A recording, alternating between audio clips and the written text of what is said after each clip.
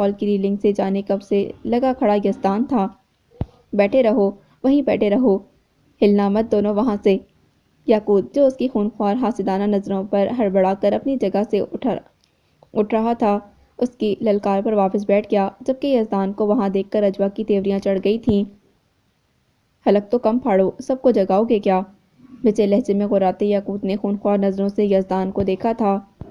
آواز وہ دبا کر رکھے جس کے دل میں چور اور نیت میں فتور ہو۔ بھائی، آج تم نے میرے اور اپنے رشتے کو تابوت میں ڈال کر اس پر آخری کیل ٹھونک دی ہے۔ اگر ایسا نہ ہوتا تو تم صبح کے 4:30 بجے ہم سب کی غفلت کی نیند کا فائدہ اٹھا کر اس بیچاری معصوم لڑکی کے ساتھ ڈیٹ نہ لگا رہے ہوتے۔ ہلنا مت ورنہ چلا کر حاج بھائی کو بلا لوں گا یہاں۔ جذباتی انداز میں بولتے یزدان نے ایک بار پھر یاقوت کو اسٹیپ سے اٹھنے سے روک دیا۔ کون سی ڈیٹ؟ کہاں کی ڈیٹ؟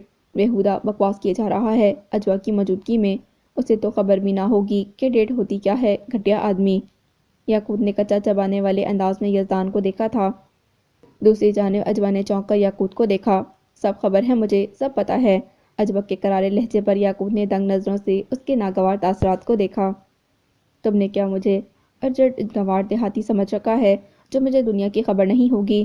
تم کہو تو میں یہ بھی بتا دوں کہ اس دنیا میں کتنی اقسام کی ڈیٹ پر کپلز جاتے ہیں اور کیا کیا گل کھلاتے ہیں۔ بتا دوں ابھی سب کچھ کھول کھول کر وضاحت کے ساتھ۔ اجوا کے بھڑکتے لہجے پر یاقوت سکتے کسی کیفیت میں اسے دیکھتا رہ گیا، مگر یزدان نے اپنے کانوں پر ہاتھ رکھ لیے تھے۔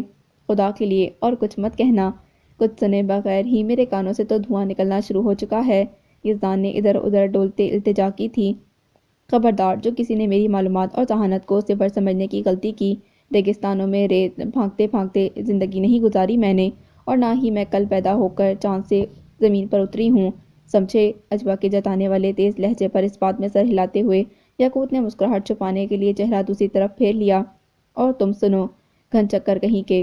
اب کہ وہ یزدان کی طرف متوجہ تھی جو اپنا کان آگے کرتا ریلنگ سے آدھا لٹک گیا تھا۔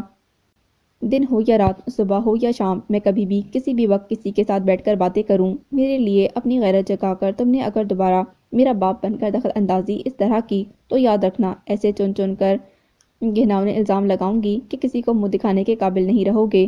غراتے ہوئے وہ کھا جانے والی نظروں سے یزدان کو گھور رہی تھی۔ اچھا، ہم پھول پیش کرنے والوں پر الزام لگاؤ گی اور ان سے قربتیں بڑھاؤ گی جو روز اول سے تمہیں ڈائن تسلیم کیے بیٹھے ہیں؟ مجھ سے لکھ کر لے لو، یہ اس وقت اپنا حصار باندھ کر تمہارے پاس بیٹھے ہیں۔ دنگ ہو کر اجوا نے یزدان کو دیکھا جو انکشاف کرتا تیز قدموں سے اسی جانب آتا اوپر اسٹیپس پر آ رکا تھا۔ یقین نہیں میری بات کا تو ان کے یارے غار سے تصدیق کر لو، وہ خود آ گئے ہیں۔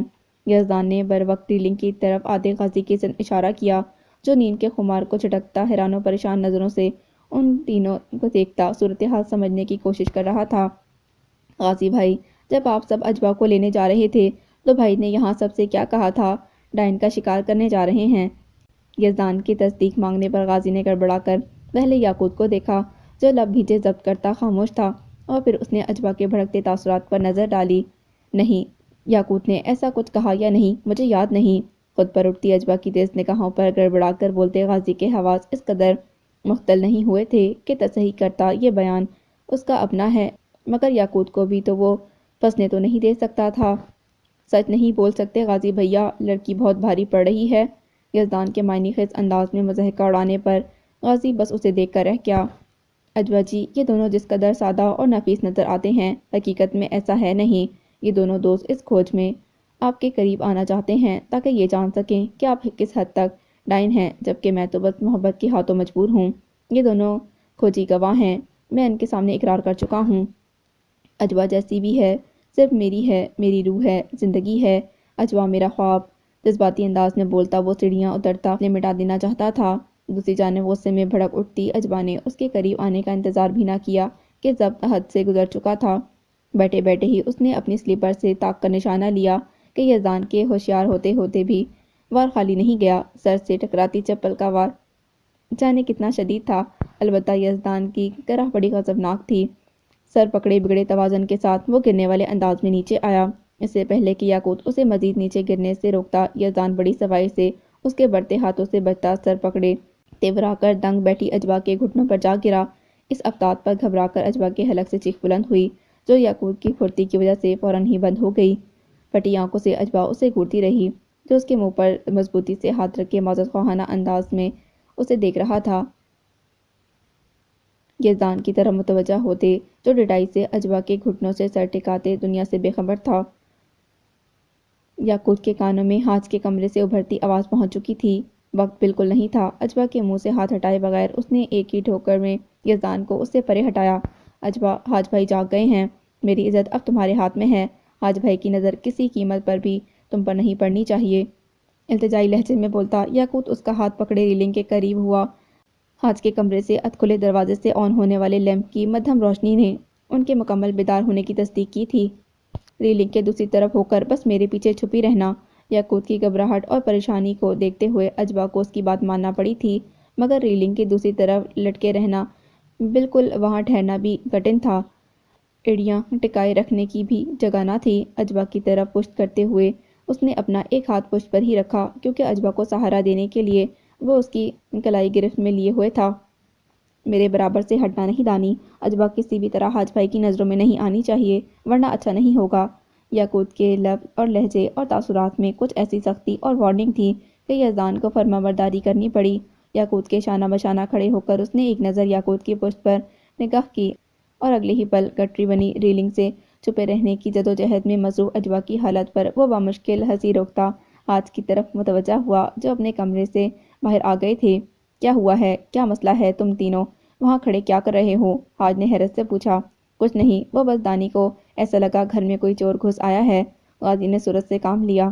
چور نہیں، چورنی، زیر لب بولتے یزدان نے شیطانی مسکراہٹ کے ساتھ یاقوت کو دیکھا، جو خونخوار نظروں سے اسے دیکھتا خون کے گھونٹ پی کر رہ گیا۔ ایسے ہی وہم تو نہیں ہوا ہوگا اسے؟ چیک کیا تم تینوں نے؟ حاج کو تشویش ہوئی۔ چیک کر لیا ہے، کچھ بھی نہیں ہے، آپ سو جائیں جا کر، اس خپتی انسان کی وجہ سے آپ کی نیند بھی خراب ہو گئی، یاقوت نے کہا۔ ابھی بتا دوں کہ میں کتنا خپتی ہوں؟ یزدان بدک کر اس سے دور ہٹتا اس کے آسان خطا کر گیا۔ سورج سے یزدان کا بازو دبوچ کر واپس ساتھ کھڑا کرتے ہوئے یکدم یاقوت کو ہوش آیا کہ اس سے کیا غلطی ہو چکی ہے۔ وہ دم ساتھ گیا۔ اجوا کے گرنے کی آواز تو نہیں، البتہ اس کی دھیمی کراہوں کو وہ بخوبی سن سکتا تھا۔ یزدان کو واپس ریلنگ کے قریب لانے کے لیے اس نے اجوا کی کلائی ہی چھوڑ دی تھی۔ اس گرفت کے سہارے ہی تو وہ اتنی مختصر جگہ پر بیٹھی تھی۔ بے چارگی سے سر اٹھا کر اس نے اوپر ریلنگ پر جھکے غازی کو دیکھا، جو پہلے ہی گری ہوئی اجوا کے زمین بوس ہو جانے پر اپنی آنکھوں پر ہاتھ رکھ چکا تھا۔ اب اس کے تاثرات بھی کچھ ایسے تھے کہ یاقوت کو کچھ برا ہو جانے کی تصدیق مل گئی تھی۔ بھائی، مجھے شک ہے، ہمارے گھر میں کوئی کہیں چھپا ہوا ہے، آپ خود آ کر چیک کر لیں، یزدان ڈٹائی سے بولا۔ بھائی، اس کا تو دماغ خراب ہو چکا ہے، اس کی نیند پوری ہو چکی ہے، اب خواہ سب کو تنگ کر کے ٹائم پاس کرنا ہے۔ میں سب جگہ دیکھ چکا ہوں، کوئی نہیں ہے۔ یاقوت کے فوراً ہی کہنے پر حاج مطمئن سے ہو گئے تھے۔ ٹھیک ہے، جب سب چیک کر لیا ہے تو فکر کیسی؟ جاؤ تم اپنے کمرے میں، فجر کی اذان ہونے والی ہے، اور جس کو وہم ستا رہے ہیں وہ لاؤنج میں بیٹھ کر چور کا انتظار کر لے، ہوگا تو نکل آئے گا۔ حاج خوشمگی نظروں سے یزدان کو دیکھتے اپنے کمرے کی سمت بڑھ گئے۔ حاج کو جاتے دیکھ کر یزدان کو فرار ہونا ہی غنیمت لگا۔ سورج سے سیڑھیاں اترتا وہ لاؤنج کی سمت دوڑ گیا۔ دوسری جانب یاقوت بھی تیزی سے ریلنگ کی طرف پہنچا، جہاں اجوا اپنا بازو پکڑے کھڑی شدید بگڑے تیوروں سے اسے دیکھ رہی تھی۔ آئی ایم سوری اجوا، ایکسٹریملی سوری، میں بس نروس ہو گیا تھا یزدان کی وجہ سے، ورنہ مجھے ضرورت ہی کیا تھی تمہیں حاج بھائی کی نظروں سے چھپانے کی؟ تمہیں زیادہ چوٹ تو نہیں لگی؟ شدید ندامت سے بولتا وہ اس لمحے خاموش ہو گیا، جب اجوا کچھ بھی بولے یا سنے بغیر تیز نگاہوں سے اسے دیکھتی جارحانہ انداز میں سیڑھیاں چڑھتی چلی گئی تھی۔ اجوا کے کمرے کے بند ہوتے دروازے سے نگاہ ہٹا کر قاضی نے اسے دیکھا، جو شرمندہ شرمندہ سا اوپر آتا اجوا کے کمرے کے بند دروازے کو ہی دیکھ رہا تھا۔ گہری سانس بھر کر وہ قاضی کے مقابل آ رکا تھا۔ وہ کافی اونچائی سے نیچے گری تھی۔ قاضی نے پہلی بات ہی یہ کی۔ جواباً یاقوت ندامت سے اسے دیکھتا سر ہلا کر رہ گیا۔ تم سے مجھے اس بے وقوفی کی امید نہیں تھی۔ اجوا کو اس طرح چھپانے کی ضرورت ہی کیا تھی، جبکہ یہاں میں اور یزدان بھی موجود تھے، اور اگر صرف تم اور اجوا بھی ہوتے تو بھی حاج بھائی نے کچھ غلط نہیں سوچنا تھا۔ میں جانتا ہوں قاضی، لیکن صورتحال ایسی ہو گئی تھی کہ میں بہت نروس ہو گیا۔ تم نے خود دیکھا تھا اجوا کس قدر غصے میں آ گئی تھی۔ دانی کبھی کبھی حد سے گزر جاتا ہے، اور کوئی بھروسہ نہیں تھا کہ آپی بھی حاج بھائی کے پیچھے آ جاتی اور اجوا کو اس وقت کمرے سے باہر دیکھتی تو جانے کیا کچھ الٹا سیدھا سمجھ لیتی۔ یاقوت، ایک بات بولوں، سب کی پرواہ، سب کی فکر کرنی ہے یا سب کچھ اچھا رکھنا ہے تمہیں، تو میرا مشورہ یہی ہے کہ اجوا سے دور رہو۔ آگے تم خود سمجھدار ہو۔ غازی کے گہرے سنجیدہ لہجے پر وہ چونکتا خاموشی رہا۔ خیر اب جو ہو گیا سو ہو گیا، نماز کے بعد موقع دیکھ کر اسے معذرت کر لینا، پریشان نہ ہو، مجھے پوری امید ہے کہ وہ تم سے کم از کم ناراض نہیں رہ سکے گی۔ اس کے شانے کو تھپتھپا کر تسلی دیتے ہوئے غازی اپنے کمرے کی طرف بڑھ گیا، جبکہ اس کے معنی خیز لہجے اور مسکراہٹ پر یاقوت نے زیادہ غور نہیں کیا تھا کہ سارا دھیان اس کا اجوا کی جانب تھا۔ جانے اسے کتنی چوٹ لگی ہوگی، حالانکہ وہ چاہتا تھا کہ ابھی جا کر بند دروازے پر دستک دے ڈالے، مگر اسے تھوڑا انتظار کرنا ہی تھا کہ فجر کی اذان بلند ہو رہی تھی۔ تسبیح ساتھ لے کر وہ کمرے سے نکل آئی۔ لاؤنج اسے خالی نظر آیا۔ سرسری نگاہ اس جانب ڈال کر وہ دائیں جانب گلاس ڈور کی سمت بڑھ گئی۔ برآمدے میں بند گرل سے اندر داخل ہوتی سرد ہواؤں نے اس کا استقبال کیا تھا۔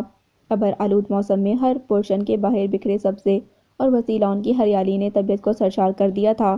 بہت توجہ کے ساتھ وہ درود پاک کا ورد کر رہی تھی جب یزدان سر پر ٹوپی جمائے، ہاتھ میں گرم گرم چائے کے مگ اور بسکٹ سے سجی ٹرے اٹھائے بڑے مؤدب انداز میں سامنے آ رکا تھا۔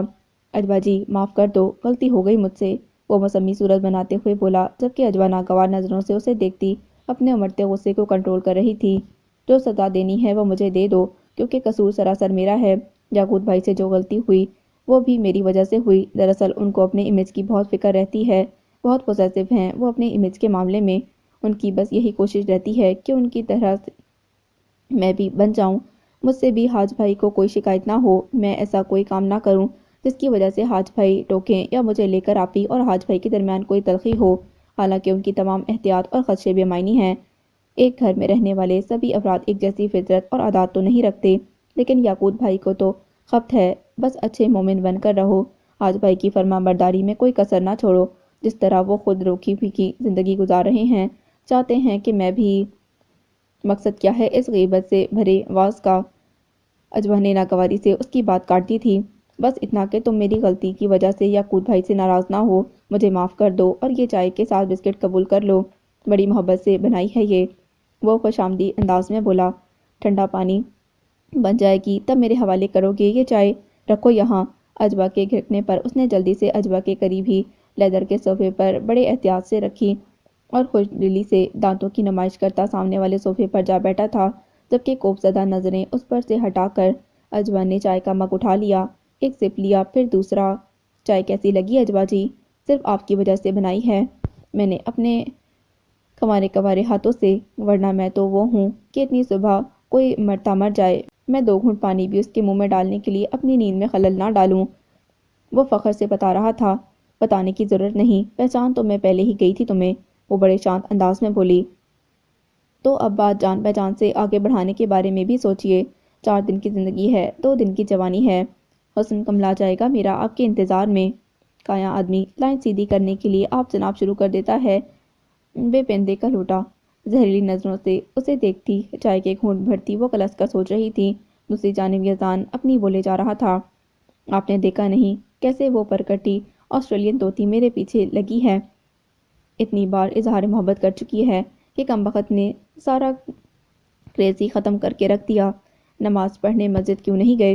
مسجد جاتے پیر ٹوٹ رہے تھے، موت آ رہی تھی، عشق مشقوں کے لیے ٹوٹی پڑتی ہے جوانی، 5 بار مسجد کی طرف جاتے گھٹنوں میں جان نہیں رہتی، ایسا ہی ہے نا؟ خالی مگ تشتری میں واپس رکھتی۔ وہ اب اس کے بخیے ادھیڑنے کے لیے تیار تھی۔ بھائیوں سے سبق نہیں سیکھے، پابندی سے مسجد جاتے ہیں اور کیسی کیسی برکتیں سمیٹ کر لاتے ہیں، دیکھو آ رہے ہیں دونوں، چمک رہے ہیں دور سے ہی۔ اسے گھرکتے ہوئے اجوا نے متوجہ بھی کیا، جس پر یزدان گیٹ کی سمت نگاہ ڈالتا سورج سے اٹھ کھڑا ہوا۔ اجوا جی ہم دونوں کی باتیں تو چلتی رہیں گی، ابھی میں ان دونوں کے لیے بھی چائے تیار کرتا ہوں، بس کسی طرح یاقوت بھائی کو ٹھنڈا کر دینا، ان کو بتا دینا کہ میں نے تم سے معافی مانگ لی ہے، بہت بھڑکے ہوئے ہیں مجھ پر، موقع ملتے ہی گھوں سے مکے جڑ دیں گے۔ ٹھیک ہے سنبھال لینا، تمہیں میری جان کی قسم۔ سورج سے بات مکمل کرتا وہ عزت میں اندر چلا گیا۔ جاتے جاتے بھی اوقات دکھا گیا خبیث، اجوا تل ملا کر رہ گئی۔ اد کھلی گرل کو مزید کھول کر اندر آتے غازی نے اسے سلام کرنے میں پہل کی، اس کے پیچھے ہی اندر آتے یاقوت کے سلام کے جواب دیتی وہ غازی کی طرف متوجہ ہو گئی۔ آپ لوگ آج گرل کھلی چھوڑ گئے تھے؟ اس نے سوال کیا۔ ہاں کیونکہ اب مین گیٹ پر گارڈز موجود ہیں، وہ کچھ دن کی چھٹی پر گئے ہوئے تھے، اس لیے سب کو خود ہی سیکیورٹی کا خیال رکھنا پڑ رہا تھا۔ بولتے ہوئے غازی نے کچھ حیرت سے تشتری کی جانب دیکھا۔ دانی کو پتہ ہے کہ آپ اس مگ میں چائے پی رہی تھیں؟ غازی کے سوال نے اسے حیران کیا۔ چائے وہی لے کر آیا تھا میرے لیے۔ کیوں، کیا ہوا؟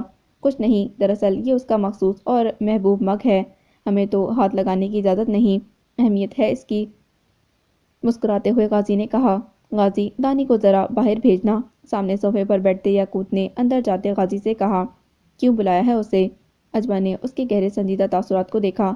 تم سے معافی مانگنے کے لیے، ان بدتمیزیوں کی جو اس نے آج کی ہیں، اس کی وجہ سے میں بھی تمہیں تکلیف پہنچانے کا باعث بن گیا۔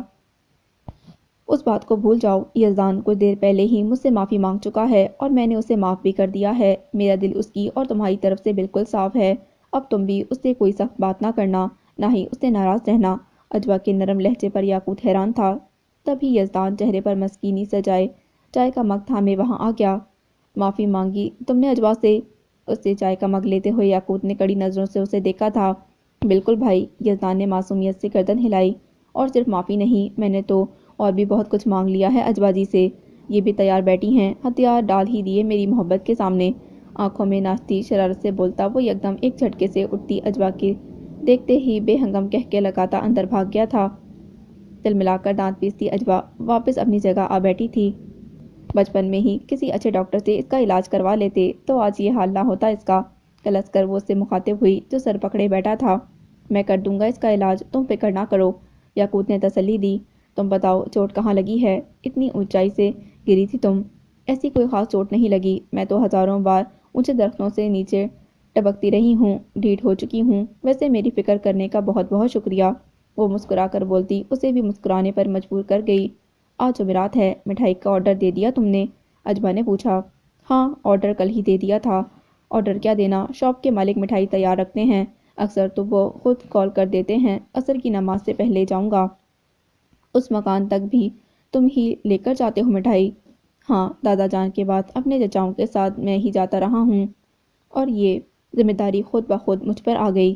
ناراضیوں کے باوجود بھی وہ بولا تھا، جمعرات کے دن تمہیں اپنے مکان میں داخل ہونے کی وہ اجازت دے دیتے ہیں؟ اجبا نے پوچھا۔ نہیں، میں باہر ہی رکتا ہوں، وہ میرے ساتھ جو ہوتا ہے وہ مٹھائی اندر رکھ آتا ہے، وہ بتا رہا تھا، جبکہ اجبا بغور اس کی بجھی بجھی مسکراہٹ کو دیکھ رہی تھی۔ شام کے وقت چائے کے دوران یمنا نے اسے یاد دہانی کروائی کہ حاج کے چچا کی طرف ان کی دعوت ہے۔ صرف وہی نہیں، گھر کے سبھی افراد ان کی طرف رات کے کھانے پر انوائٹ تھے۔ یمنا نے کہا کہ وہ دعوت کے لیے اچھی طرح تیار ہو جائے تو اسے بہت عجیب لگا، لیکن اس نے کچھ منفی نہیں سوچا۔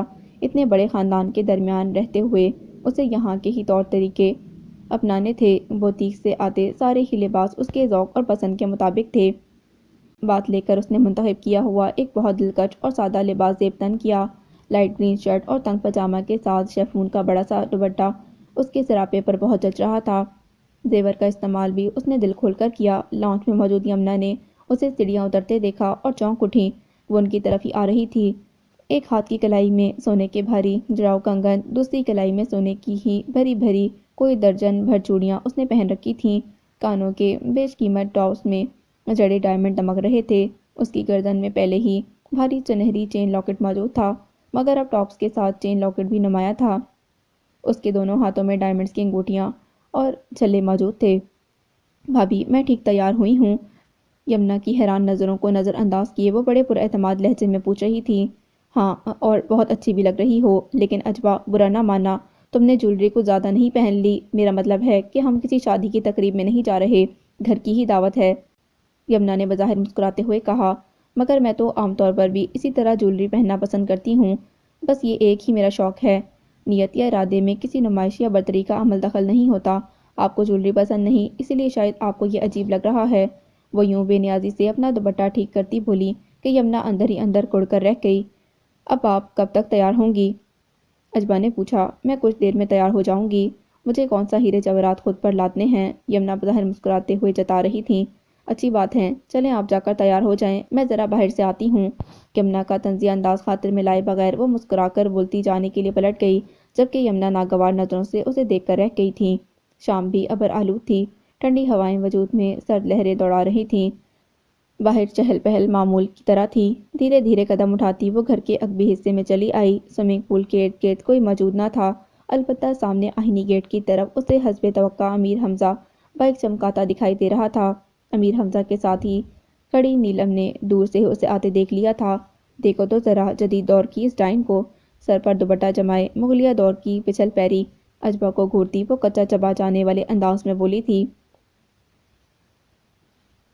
وہ لپاڑیا آدمی اس کے جھانسوں میں آ گیا تو اپنے ہاتھوں سے اپنی محبت کو دفن کر دوں گی، مگر اس سے پہلے اس ڈائن کا مقبرہ تعمیر کروں گی۔ ارے جو کرنا ہے کر یار، بس میری بائک سے دور ہٹ۔ امیر حمزہ کان دھرے بغیر مصروف انداز میں بیزاری سے بولا۔ نکاح کیوں نہیں پڑھوا لیتے اس بائک کے ساتھ؟ بالکل ہی دلاری بنا کر رکھا ہوا ہے، نفسیاتی ہو جائے گا اس بائک کے چکر میں، آدھا تو ویسے بھی ہو چکا ہے گرل فرینڈوں کے پیچھے۔ نیلم کے ناگوار لہجے پر وہ ڈھٹائی سے سیٹی بجاتا اپنے کام میں مگن تھا۔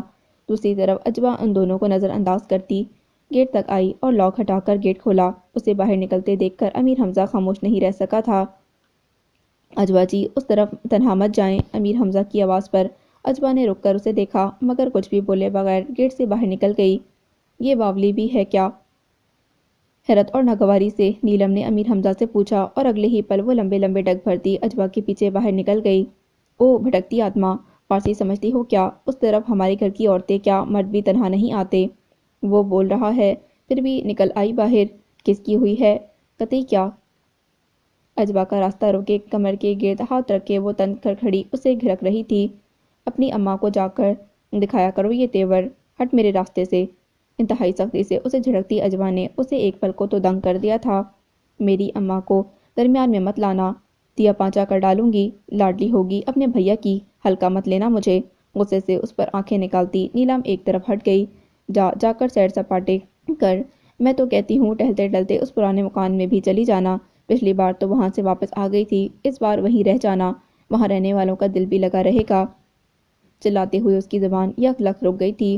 زبان دانتوں تلے دبا کر اس نے چور نظروں سے امیر حمزہ کو دیکھا جو خشمناک نظروں سے اسے ہی گھور رہا تھا، جبکہ اجبا پہلے ہی نیلم کو بکتا جھجکتا چھوڑ کر آگے بڑھ چکی تھی۔ اس کے قدم خود بخود اس خستہ حال مکان کی سمت بڑھتے جا رہے تھے جہاں انسان ہوں چرند پرند ہوں، وہاں زندگی سے بھرپور رونق خاموشی اور سناٹے میں بھی بکھری ان کی موجودگی کا پتہ بن جاتی ہے، اور جس جگہ کسی غیر مرئی مخلوق کا بسیرا ہو اس جگہ اور اس کے ارد گرد چھائی پر اسراریت، وحشت اور خوف کے سائے وہاں اس مخلوق کی موجودگی کا تعارف بن جاتے ہیں۔ مکان پر نظر جمائے آگے بڑھتے ہوئے اسے اپنے نانا جان کی آواز سنائی دے رہی تھی۔ خالق کائنات کی بے شمار مخلوقات اس زمین پر بکھری ہیں اور جانے کتنی ان گنت ہماری نگاہوں سے بھی مخفی ہیں، جانے ایسے کتنے سربستہ رازوں سے بھری ہیں یہ عظیم کائنات جن تک عقل پہنچ سکتی ہے نہ نگاہ۔ البتہ معبود حقیقی جہاں تک چاہے اپنے علم اضافے کے لیے جاننے کی کوشش یا تحقیق کرنے میں کوئی حرج نہیں، لیکن تجسس اور سب کو جان لینے کی ضد میں حد سے تجاوز نہیں کرنا چاہیے۔ اللہ کی ذات بڑی ہے، وہ اپنے بندوں میں سے جسے چاہے منتخب کر لے، اس کی بند آنکھوں کے سامنے ساری کائنات سمیٹ لائے۔ جس قدر جان لینے کی اجازت ملی ہے اس پر غور کرو، کبھی اپنی حد اپنے دائرے سے نہ نکلنا۔ چاند سورج کی مثال سامنے ہے جو اپنے اپنے دائروں میں سفر کر رہے ہیں۔ سرد ہوائیں اس کے وجود سے ٹکرا رہی تھیں، مکان کی خستہ حال عمارت اب زیادہ دور نہیں رہ گئی تھی۔ تبھی عمارت کی چھت پر اس کی نظر گئی، یکلخت اس کے قدم زمین میں جکڑ گئے، ایک سنسنی سی اس کے وجود میں دوڑ گئی۔ اوپر چھت کی باؤنڈری میں اسے کوئی نمودار ہوتا دکھائی دیا، بس سر اور شانوں تک کا حصہ سفید چادر میں قید اونچائی اور درمیانی فاصلے کی وجہ سے اور اس لپٹی چادر کی وجہ سے بھی یہ دکھائی دینا ناممکن تھا کہ وہ کوئی مرد ہے یا عورت۔ سانس روکے وہ ایک ٹک سفید چادر کے گھونگھٹ کو دیکھتی ساکت کھڑی رہی تھی۔ چند لمحے خاموشی سے گزر گئے اور پھر سفید چادر میں وہ جو بھی تھا پلٹ کر باؤنڈری سے دور ہوتا اس کی نگاہوں سے اوجھل ہو گیا۔ وہاں اب کسی کی موجودگی کے آثار نہیں تھے۔ آسمان پر چھائے گہرے بادلوں نے شام کے اجالے کو مانند سا کر دیا تھا، مگر اس نے جو دیکھا وہ دھوکہ نہیں تھا، وہم نہیں تھا۔ اس کے حواس منتشر ہو رہے تھے۔ گہری سانسیں بھر کر خود کو نارمل کرتی وہ واپسی کے لیے قدم بڑھاتی یکدم ٹھٹک کر رکی تھی۔ سڑک کی جانب سے کوئی دوڑتا ہوا اس کی سمت آ رہا تھا، وہ یاقوت تھا۔ اسے پہچانتے ہی وہ خود بھی تیزی سے اس کی سمت بڑھ گئی۔ کیا ہوا ہے؟ تم اس طرح ڈرتے ہوئے کیوں آ رہے ہو؟ اس کے قریب پہنچتے ہی اجبا نے حیرت سے پوچھا۔ جواباً کچھ کہنے سے پہلے یاقوت نے مکان کی چھت کی جانب دیکھا، جبکہ یکلخت اجبا کو اس کی پریشانی اور علت پہ یہاں آنے تک کی وجہ سمجھ آ گئی تھی۔ اجبا، میں نے تمہیں منع کیا تھا یہاں آنے کے لیے۔ یاقوت کی شکایتی نظروں پر وہ شرمندہ سی ہوئی تھی۔ میں بس دور سے ہی اس مکان کو دیکھ رہی تھی، مجھے لگا تم مٹھائی پہنچانے یہاں آئے ہو کہ وہ کام کر کے ہی میں عصر کی نماز کے لیے مسجد گیا تھا۔ مسجد سے نکلا تو سیدھی نظر تم پر پہنچی۔ وہ بتا رہا تھا، تمہیں بھی اس چھت پر کوئی دکھائی دیا تھا؟ اجمل نے سوال کیا۔ ہاں، دور سے مجھے کوئی دکھائی دیا، کوئی موجود ہے مکان کی چھت پر، اور تم اسے ہی دیکھنے میں محو تھیں۔ میں گھبرا کر دوڑ پڑا۔ مجھے تعجب ہے کہ آج سے پہلے میں نے کبھی نہ اس چھت پر کسی کو دیکھا، نہ ہی مکان کے ارد گرد۔ آوازوں کا سنائی دینا تو معمول کی بات ہے، یاقوت نے کہا۔ مجھے خوف تو محسوس ہوا، لیکن اب مجھے ایسا لگ رہا ہے کہ کہیں وہ مجھ سے کچھ کہنا تو نہیں چاہتے تھے۔ اجوا کے تشویش زدہ لہجے پر یاقوت نے دنگ ہو کر اسے دیکھا۔ کیا تمہیں صاف طور پر کوئی دکھائی دیا تھا؟ نہیں، بس یہ نظر آیا کہ چادر لپیٹے کوئی اوپر موجود میری طرف ہی متوجہ ہے۔ جو بھی ہے، بس آئندہ میرے بغیر تم یہاں نہیں آؤ گی، یہ میری التجا ہے تم سے۔ یاقوت نے اس کی بات کاٹی۔ ٹھیک ہے، غور کروں گی تمہاری التجا پر، وہ مسکراتے ہوئے بولی، جبکہ یاقوت بس اسے دیکھ کر رہ گیا۔ تبھی دونوں کے ساتھ ساتھ وہ خود بھی پھونک کر مکان کی طرف متوجہ ہوا۔ بخوبی سنائی دے رہا تھا، کوئی یاقوت کا نام لے کر پکار رہا تھا، کسی بچے کی آواز لگ رہی تھی۔ اجوا نے دھیمی آواز میں کہا، بس یہی ہوتا ہے میرے لیے، کوئی نئی بات نہیں، چلو چلتے ہیں۔ وہ گہری سانس بھر کر بولا اور پھر اجوا کے ساتھ ہی قدم گھر کی سمت بڑھا دیے۔ خاموشی سے چلتے چلتے یاقوت نے ایک گہری نگاہ اس پر ڈالی۔ تبھی اس لمحے اجوا نے اسے دیکھا۔ کیا دیکھ رہے ہو؟ کیا بھابھی کی طرح تمہیں بھی آج بہت عجیب دکھائی دے رہی ہوں؟ وہ عجیب سی مسکراہٹ کے ساتھ پوچھ رہی تھی۔ آپ ہی نے ایسا کچھ کہا تم سے؟ نہیں، لیکن ان کو شاید میرے زیورات دیکھ کر الجھن ہو رہی ہوگی۔ ان کو زیادہ پسند نہیں زیورات کا استعمال، تو اسی لیے ہو سکتا ہے ان کو عجیب لگا ہو۔ وجہ تمہیں معلوم ہی ہے۔ اب ضروری تو نہیں جو ان کو عجیب لگے وہ مجھے بھی عجیب لگے، بلکہ مجھے تو آج تم پہلے سے زیادہ اچھی اور فریش دکھائی دے رہی ہو۔ یاقوت کی اس بلا جھجک تعریف پر وہ مسکرائی تھی۔ تمہیں جو پسند ہے وہ کرو، یہ فکر نہ کرو کہ لوگوں کو اچھا لگتا ہے یا برا، ورنہ سانس تک اپنی مرضی سے لینا دشوار ہو جائے گی۔ یاقوت کی خوشمگی انداز میں سمجھانے پر وہ دھیرے سے ہنسی تھی۔ نہیں، زیورات کے معاملے میں میں کسی کی نہیں سننے والی۔ امی، نانا، ماموں جان، سب کو پتا تھا کہ میں کتنی پاگل ہوں۔ وہ صاف گوئی سے بولی، یہاں تک تو ٹھیک ہے، لیکن آگے کا کچھ سوچا ہے؟ جس سے شادی کرو گی وہ بیچارہ اگر تمہیں اتنی قیمتی زیورات دینا افورڈ نہ کر سکا تو؟ ارے نہیں، یہ کوئی مسئلہ نہیں، کسی سے مانگنے یا فرمائش کی بھی ضرورت نہیں پڑی، نہ ہی آگے کبھی ضرورت پڑے گی۔ جتنے زیورات مل گئے بس میں اسی میں خوش ہوں اور مزید کی لالچ نہیں۔ وہ مسکراتے ہوئے سادگی سے بولی، ایک بات پوچھوں تم سے؟ سنجیدہ ہوتے ہوئے یاقوت نے اسے مخاطب کیا۔ تم اپنی امی، نانا جان، ماموں سب کی بات کرتی ہو، مگر ان کے درمیان تم کبھی حاج بھائی کا ذکر نہیں کرتی۔ انہوں نے زندگی کا ایک بڑا حصہ تمہارے گھر میں تمہارے ساتھ گزارا ہے۔ بولتے ہوئے یاقوت نے بغور اس کے چہرے کے سپاٹ ہوتے تاثرات کو دیکھا۔ ایسا اس لیے ہے کہ میں نے اپنی ماضی کے ہر ورق سے ان کو نکال دیا ہے، اپنے دل اور دماغ سے ان کا نام تک کھرچ پھینکا ہے۔ اس دن جب میری بستر مرگ پر پڑی ماں اپنی ویران آنکھوں سے ان کی واپسی کی راہ تکتے قبر میں اتر گئی تھی، وہ سرد لہجے میں بولی، میں تمہارے جذبات کو، تمہارے دکھ کو سمجھ سکتا ہوں اجوا، لیکن تم نے اس سب کے لیے معاف کر دیا حاج بھائی کو؟ یاقوت نے یاد دلایا تھا۔ ہاں، انہوں نے معافی مانگی اور ایک دن آیا کہ میں نے ان کو معاف بھی کر دیا، مجبوراً ہی صحیح، مگر ان سے اپنے رشتے کو قبول کر کے ان کی اور ماموں جان کی خواہش پر یہاں آ گئی ہوں، مگر میں ان کو دوبارہ وہ مقام نہیں دے سکتی جو بچپن سے میرے دل میں ان کے لیے تھا۔ میں نے ماضی کی ہر اس یاد کو مٹا دیا جو ان سے وابستہ تھی، اب وہ میرے ماضی میں کہیں نہیں، اس لیے ان کا ذکر بھی میری زبان پر نہیں آتا۔ وہ تلخ لہجے میں بولتی خاموش ہو گئی تھی۔ میں تمہیں ڈسٹرب نہیں کرنا چاہتا تھا، آئی ایم سوری۔ یاقوت کچھ شرمندہ ہوا۔ نہیں، میں ٹھیک ہوں، وہ گہری سانس بھر کر مسکرائی تھی۔ تم نے مجھے یہ نہیں بتایا کہ تم بابا صاحب کی شاگردی میں کب گئیں، جبکہ تم بتا چکی ہو کہ تم کتنی ذہین تھیں۔ یاقوت کے مسکراتی لہجے پر وہ بے ساختہ ہنسی تھی۔ ذہین تو میں ہمیشہ سے رہی ہوں، بس عربی پڑھنا یاد کرنا بہت مشکل لگتا ہے مجھے۔ نانا جان بھی جب تک ہار گئے تو انہوں نے بالآخر مجھے بابا صاحب کے حوالے کر دیا۔ یہ میری خوش نصیبی ہے کہ میں بابا صاحب کی شاگرد ہوں۔ اجوا کے لہجے میں بابا صاحب کے لیے عقیدت اور محبت وہ بھی محسوس کر سکتا تھا۔ اچھا، میں نے وہ علاقہ پہلی بار دیکھا، وہ تو جنگل بیابان ہے سارا۔ تمہیں تنہا وہاں جاتے کبھی خوف محسوس نہیں ہوا؟ جنگلی جانوروں کے علاوہ بھی خطرات لاحق ہو سکتے ہیں وہاں، میں نے خود وہاں سانپوں کی موجودگی کے نشان ریت پر دیکھے ہیں۔ یاقوت نے کہا، اب گھنے درختوں جھاڑیوں کے اس علاقے میں سانپ اور جانور تو پائے جائیں گے، تم نے پہلی بار دیکھا اور وہ بھی رات کی تاریکی میں، تو ظاہر ہے وحشت ناک لگا ہوگا۔ کبھی دن میں ادھر جاؤ، دیکھو گے وہ پھیلا سبزہ کتنا حسین لگتا ہے۔ مجھے تو عادت تھی اس طرف آنے جانے کی۔ نانا جان کی موجودگی میں مجھے بابا صاحب کی طرف جاتے ہوئے نہ کبھی خوف محسوس ہوا، نہ کبھی خطرہ۔ بعد میں تو میں تنہا ہی نکل جایا کرتی تھی۔ ویسے بھی بابا صاحب کا حجرہ اس جنگل سے ذرا ہٹ کر ہے، پہلے ان کا چھوٹا سا حجرہ ہی تھا، مگر پھر جیسے جیسے ان کے شاگردوں کی تعداد بڑھتی گئی، بابا صاحب کو حجرے کے باہر احاطے کو بڑھانا پڑا۔ درجنوں قرآن پڑھ کر احاطے سے نکلتے ہیں تو درجنوں بچے اندر آ کر پڑھنے کے انتظار میں کھڑے ہوتے ہیں۔ واقعی؟ یاقوت نے حیرانی سے اسے دیکھا۔ بالکل، میں تو ویسے بھی اپنا سبق یاد کرنے میں صبح سے شام کر دیتی تھی اور بی جان کی نظر سے بچ کر خوب باغیچے میں گھومتی، جھولا جھولتی، کھاتی پیتی بھی وہیں رہی۔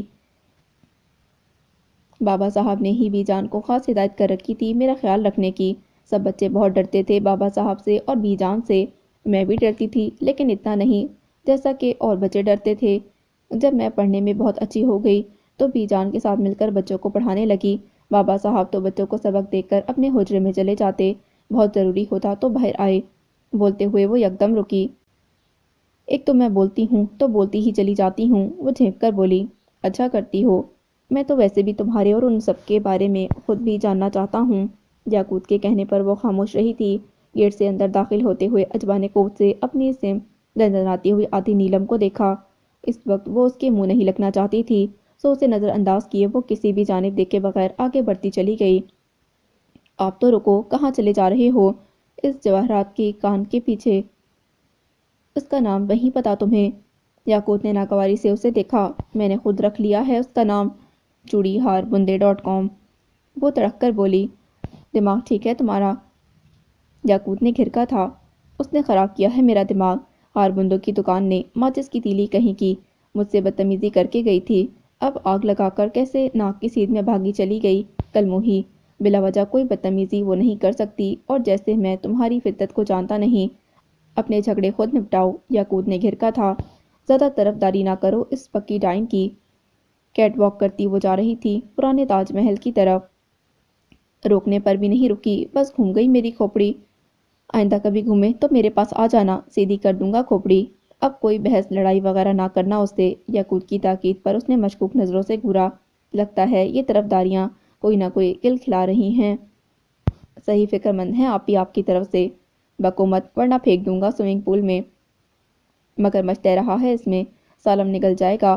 یاقوت کی وارننگ پر اس نے ایک نظر سوئمنگ پول میں ڈبکیاں لگاتے یزدان کو دیکھا۔ یاقوت بھائی، ٹھیک ہے پھینک دو مجھے سوئمنگ پول میں۔ تمہیں قسم ہے اب تو تم پھینکو گے مجھے۔ وہ مگرمچھ ہے تو میں شارک ہوں، چبا چبا کر نگلوں گی اس اجگر کو۔ یاقوت کا بازو دونوں ہاتھوں میں دبوچے وہ اتاولی ہوتی اسے ہنسنے پر مجبور کر گئی۔ سکون سے تیراکی کرتا وہ مجھے بھی ہضم نہیں ہو رہا، یاقوت نے اکسایا تھا۔ تو پھر اب دیکھو میرے آنے والے ٹنکو پنکو چنو منو کے اکلوتے تاؤ جی، کیسے میں سوئمنگ پول کے ٹھنڈے پانی میں آگ لگاتی ہوں۔ فخر سے بولتی وہ یزدان کی طرف متوجہ ہوئی۔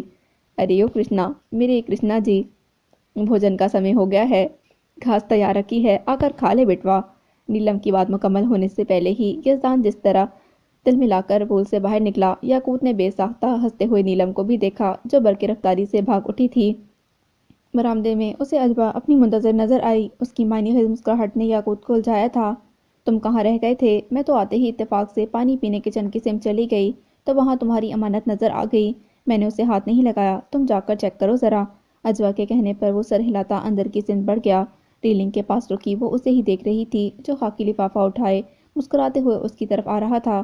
اپنے کمرے سے باہر آتی یمنا نے ٹھٹک کر سیڑھیوں کی سمت دیکھا۔ یاقوت اور اجبا کو باتوں میں مگن اوپر جاتا دیکھتے ہوئے ان کی تیوریاں چڑھیں۔ شدید ناگواری سے وہ پلٹ کر واپس کمرے میں چلی گئیں۔ دوسری جانب اپنے کمرے کے سامنے رک کر اجبا نے مٹھائی کا لفافہ یاقوت کے حوالے کر دیا۔ بہت مزیدار مٹھائی ہے، لیکن بس اتنی کافی ہے میرے لیے۔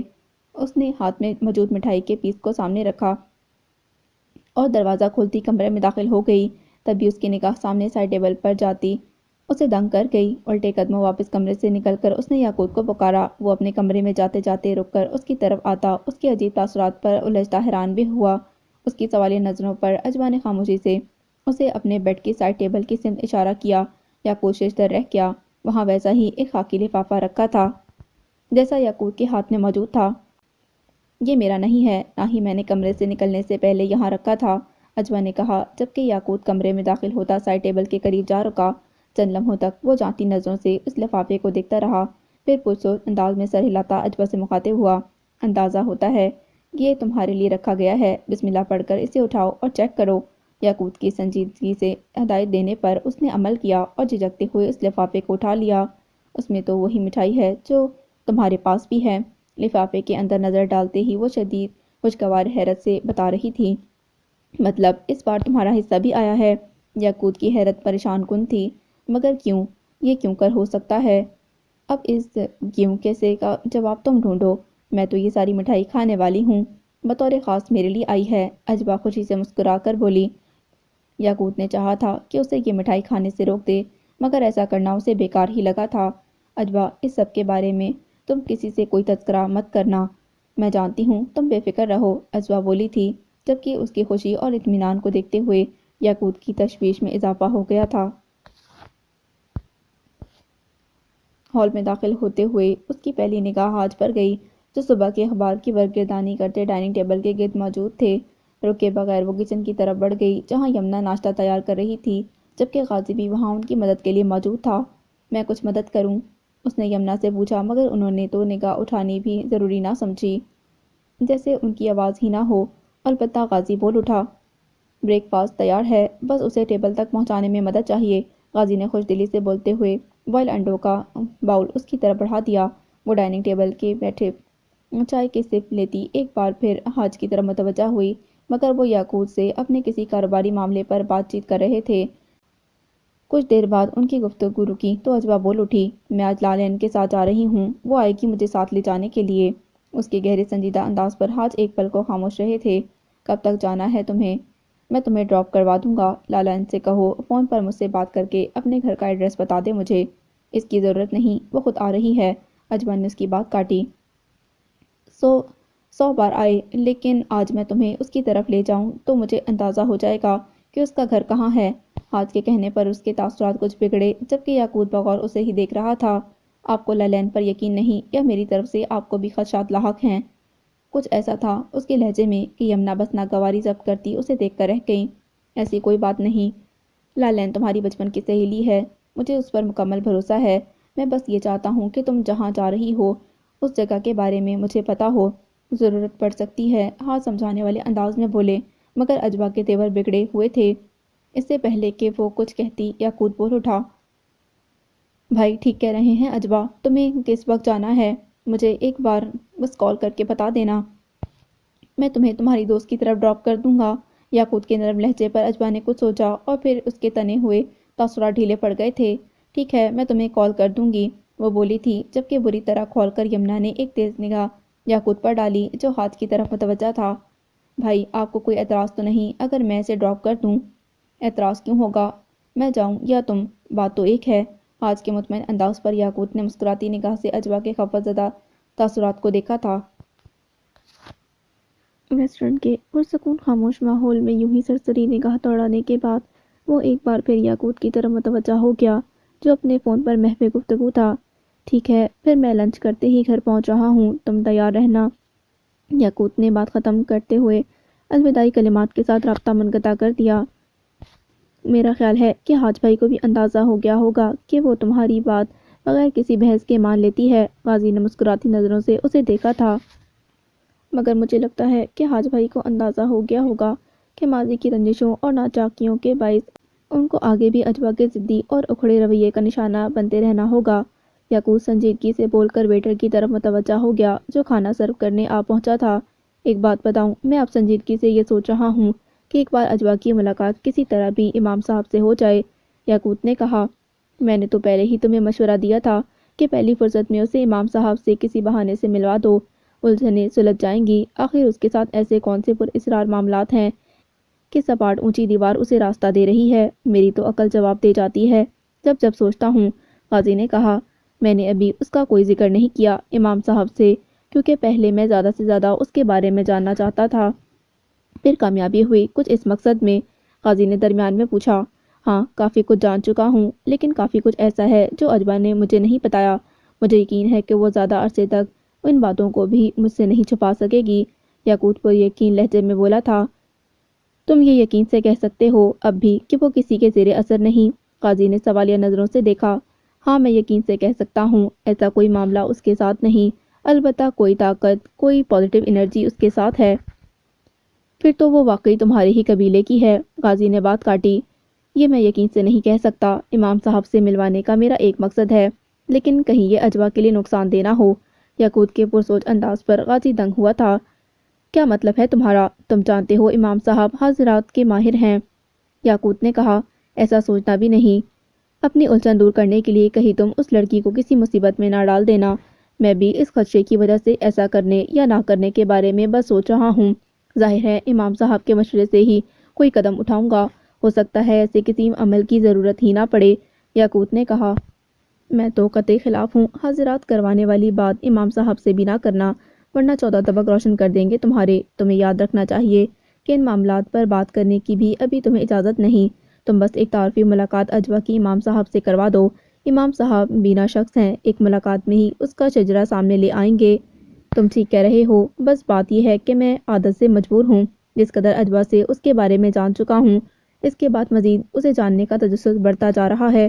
ویسے سچ کہوں تو اس میں میری دلچسپی کی اہم وجہ یہی ہے کہ اس کے بارے میں کافی کچھ جاننے کے باوجود کسی بند کتاب کی طرح ہی دکھائی دیتی ہے، کسی گہرے راز کی طرح جو بے شمار پردوں میں چھپا ہو۔ یاقوت بولا تھا۔ میری مانو تو اسے چھپا ہی رہنے دو، اس کے چھپا رہنے میں ہی جو کچھ میری آنکھیں دیکھ چکی ہیں وہ دماغ کو معاف کرنے کے لیے بہت ہے۔ اپنے تجسس پر قابو کرو اور بس اسے امام صاحب تک لے جاؤ، ان کی اجازت کے بغیر اجوا کی کھوج میں بھی نہ رہنا تم، قاضی نے وارن کرنے والے انداز میں کہا۔ یہ کیا تم مجھے بار بار امام صاحب کا ڈراوا دیے جا رہے ہو؟ اجوا کے معاملے میں مجھے کسی کی اجازت مانگنے کی ضرورت نہیں، تم بلا وجہ ان کو میرے اور اجوا کے درمیان نہ لاؤ تو بہتر ہے، یاقوت ناگواری سے بولا۔ یاقوت، حاضرات کروانے والی بات تم نے کی تھی، قاضی نے اسے یاد دلایا۔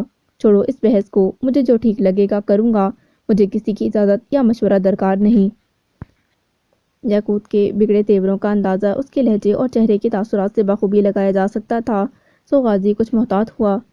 ظاہر ہے تم کسی کے پابند نہیں، میں تو بس یہ فکر رکھتا ہوں کہ تمہیں کوئی مشکل نہ ہو، اور اجوا یہاں ہم سب کی ذمہ داری ہے، قاضی سرسری لہجے میں بولا۔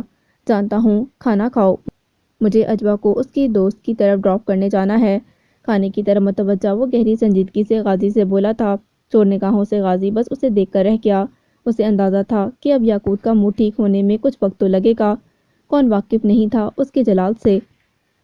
کمرے سے باہر آتی یمنا اس کی طرف ہی متوجہ تھیں، جو لاؤنج سے گزرتی ان کی سمت ہی آ رہی تھی۔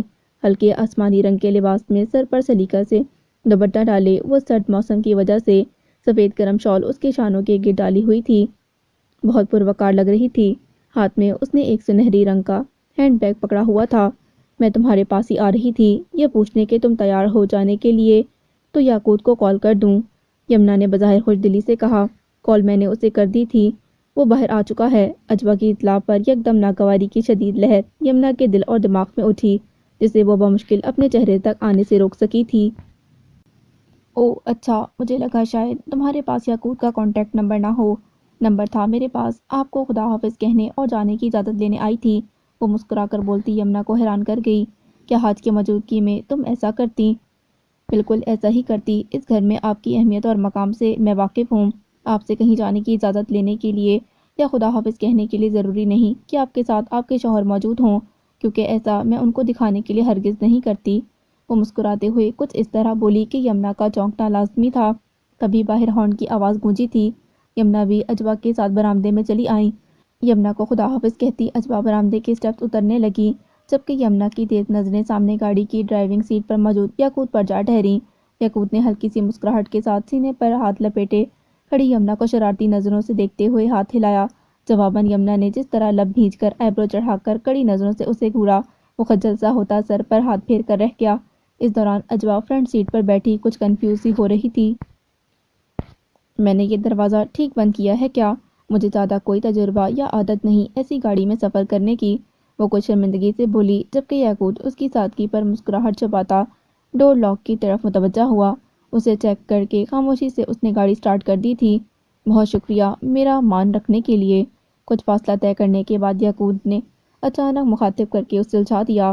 صبح مجھے لگا کہ میں تمہارے دوست کی طرف ڈراپ کرنے کی بات کروں گا تو تم بالکل اعتراض نہیں کرو گی، نہ ہی مزید کوئی بحث تمہارے اور حاج بھائی کے درمیان ہوگی۔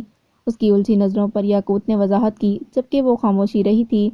تم نے بتایا تھا کہ لالین تمہاری بچپن کی دوست ہے۔ حاج بھائی سے سنا تھا کہ وہ کسی سیاستدان کی بیٹی ہے۔ مجھے حیرت ہے کہ ایسے دوست اس قصبے میں کہاں مل گئی تمہیں؟ یاقوت نے اپنی الجھن دور کرنے کے لیے سوال اٹھایا۔ میرے قصبے میں اس کا آبائی گھر ہے، وہاں کافی زمینیں ہیں اس کے باپ دادا کی، جدی پشتی سیاستدان گھرانہ ہے اس کا۔ قصبے میں ایک ہی تو سرکاری اسکول ہے۔ ابتدائی تعلیم لالین نے بھی میری طرح وہیں سے حاصل کی۔ کچھ مسائل تھے ایسے کہ جن کی وجہ سے اس کے ماں باپ اس قصبے سے باہر نہیں بھیج سکتے تھے، ورنہ ان کو کیا پڑی تھی کہ اپنی اولاد کو سرکاری اسکول میں بھیجتے۔ خیر اسکول میں ہی میری دوستی لالین سے شروع ہوئی جو آج تک قائم ہے۔ لالین کا پورا گھرانہ بابا صاحب کے مریدوں میں شامل ہے، سو بابا صاحب کی وجہ سے اس کے گھر والوں نے بھی میری اور اس کی دوستی پر کبھی کوئی اعتراض نہیں کیا۔ کالج کی پڑھائی کے لیے اسے زبردستی اس شہر میں بھیجا گیا، ورنہ وہ میری وجہ سے قصبہ چھوڑنے کے لیے بالکل تیار نہ تھی۔ اس کا مطلب ہے کہ گہری دوستی کے ساتھ بہت محبت بھی ہے تم دونوں کے درمیان۔ یاقوت کی بات پر وہ بس مسکرائی تھی۔ وہ بہت خوش ہوگی تمہارے بھی یہاں شفٹ ہونے پر، بہت زیادہ خوش۔ اس نے تو ایڑی چوٹی کا زور لگا رکھا تھا کسی طرح میں کچھ دن کے لیے ہی اس کے پاس شہر آ جاؤں۔ اس سے اب کہنا کہ تمہاری طرف سے بے فکر ہو جائے، اب میں تمہیں یہاں سے کہیں جانے نہیں دوں گا، وہ مسکراتے ہوئے بولا جبکہ اجوا بس ایک نگاہ اسے دیکھ کر رہ گئی۔ لالین کی فیملی بھی یہیں شفٹ ہو گئی تھی یا قصبے میں ہی ہے؟ قصبے کے گھر میں تو ملازمین ہی راج کر رہے ہیں، ماں باپ بہن بھائی میں سے کچھ دوسرے شہروں میں ہیں، کچھ ملک سے باہر ہیں، اجوا نے بتایا۔ یہ سچ ہے کہ انسان کی زندگی میں ایک سچے اور وفادار دوست کا موجود ہونا کسی نعمت سے کم نہیں، وہ دور ہو بھی تو دل کے آس پاس ہی محسوس ہوتا ہے نا؟ یاقوت نے تائیدی نظروں سے اسے دیکھا تھا۔ بالکل سچ ہے یہ بات، میری طرح تم بھی بہت خوش نصیب ہو، غازی کا بس نہیں چلتا کہ سایہ بن کر تمہارے ساتھ ساتھ رہے۔ اجوا کے کہنے پر وہ دھیرے سے ہنسا تھا۔ غازی بڑا پیارا بندہ ہے، بہت ٹھنڈے مزاج کا، سب کا خیال رکھنے والا، بہت محبت کرنے والا دوست ہے میرا۔ وہ جہاں موجود ہوتا ہے وہاں امن و امان خود بخود چھا جاتا ہے، وہ جہاں جاتا ہے جہاں رہتا ہے وہاں برکتیں ہی برکتیں ہوتی ہیں۔ میری اور اس کی دوستی میں بھی اہم کردار اس کا ہی ہے، ایک وہی ہے جو مجھے دل کی گہرائیوں سے برداشت کر سکتا ہے۔ یاقوت کے مسکراتے لہجے پر وہ دھیرے سے ہنسی تھی۔ لیکن تمہاری طرح وہ بھی بہت دیر سے ملا مجھے، یاقوت نے پرشکوہ لہجے میں کہا۔ وہ کیسے؟ اجوا نے بڑے اشتیاق سے پوچھا۔ جب چھوٹا تھا تو پتہ ہی نہیں تھا کہ میری پھپھو بھی ہیں، دادا جان کے انتقال کے بعد پتہ چلا کہ ان کی ایک بیٹی بھی ہے، وہ بھی تب جب ان کی وفات کی خبر پر گھر میں کہرام مچتے دیکھا۔ دراصل داماد کے انتخاب میں دادا جان سے کہیں بھول چوک ہو گئی تھی، پھپھو کے شوہر بہت سخت گیر انسان نکلے، ان کو ہم گھر والوں سے ملنے بھی نہیں دیتے تھے، پھپھو بھی ضرورت سے زیادہ مجاز خدا کی وفادار نکلی، چپ چاپ باپ بھائیوں کی جدائی برداشت کرتے کرتے دنیا سے ہی چلی گئیں۔ سنا ہے دادا جان کے انتقال کا بہت صدمہ لے لیا تھا انہوں نے، اسی لیے دادا جان کے پیچھے جانے میں دیر نہ کی۔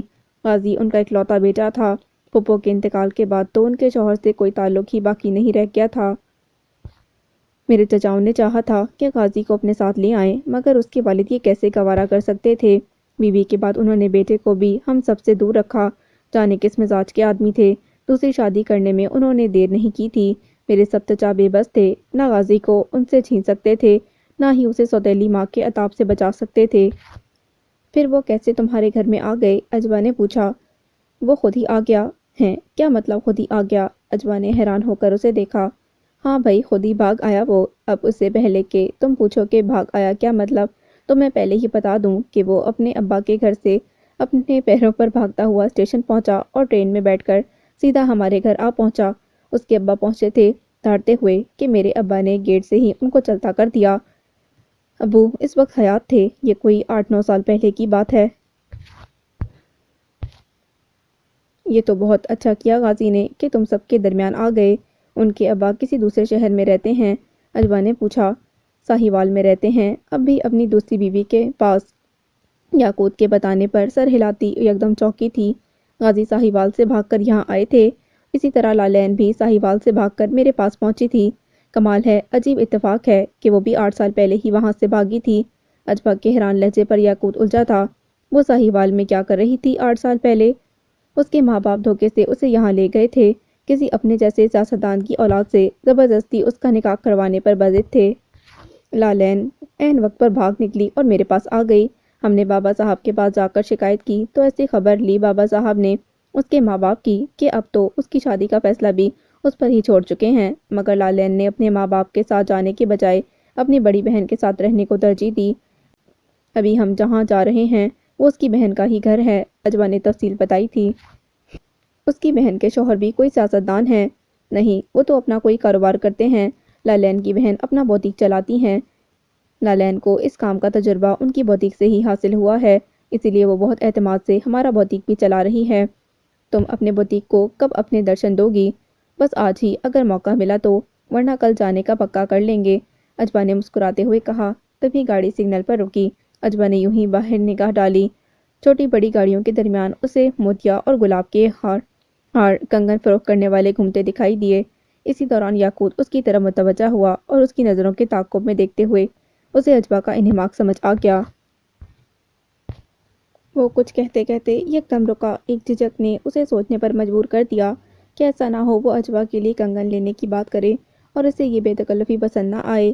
جانے وہ کیا سوچے، مگر اجوا کو مستقل ان ہار کنگن کی طرف متوجہ دیکھ کر وہ خاموش نہ رہ سکا۔ اجوا، تمہارے لیے کنگن خریدوں، پہنو گی؟ یاقوت کے رکے رکے گمبھیر لہجے پر اجوا نے چونک کر اسے دیکھا، مگر زیادہ دیر تک اس کی بھاری گھنی خمدار پلکوں تلے گلابی ڈوروں سے سجی خوابناک آنکھوں میں دیکھ نہ سکی تھی۔ نہیں، وہ تو بس میں ایسے ہی۔ نظر جھکاتی وہ سرخ ہوتے چہرے کے ساتھ ڈھنگ سے انکار بھی نہ کر سکی کہ دو سحر انگیز آنکھوں نے اس کے دل کی دھڑکن کو بے ترتیب کر دیا تھا۔ وہ جو ہر بار ہی اس کی آنکھوں میں آنکھیں ڈالنے سے گریز کرتی تھی، مگر آج چونک گئی۔ اتنے قریب سے ان آنکھوں میں جھانکنا اگر قیامت خیز تھا تو جھانک کر نگاہ چرانا بھی کسی قیامت سے کم نہ تھا۔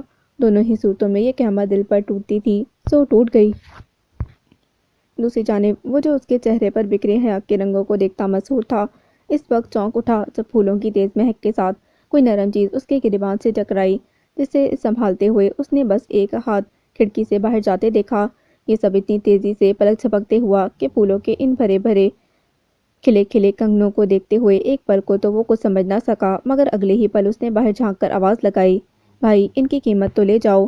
بے اختیار وہ پکار گیا، حالانکہ باہر سورج کی تیز شعاعیں ایسے رخ سے پڑ رہی تھیں کہ اس کے لیے ہاتھ کی آڑ لے کر گاڑی کے درمیان اس غائبانہ شخص کو دیکھنا ناممکن تھا۔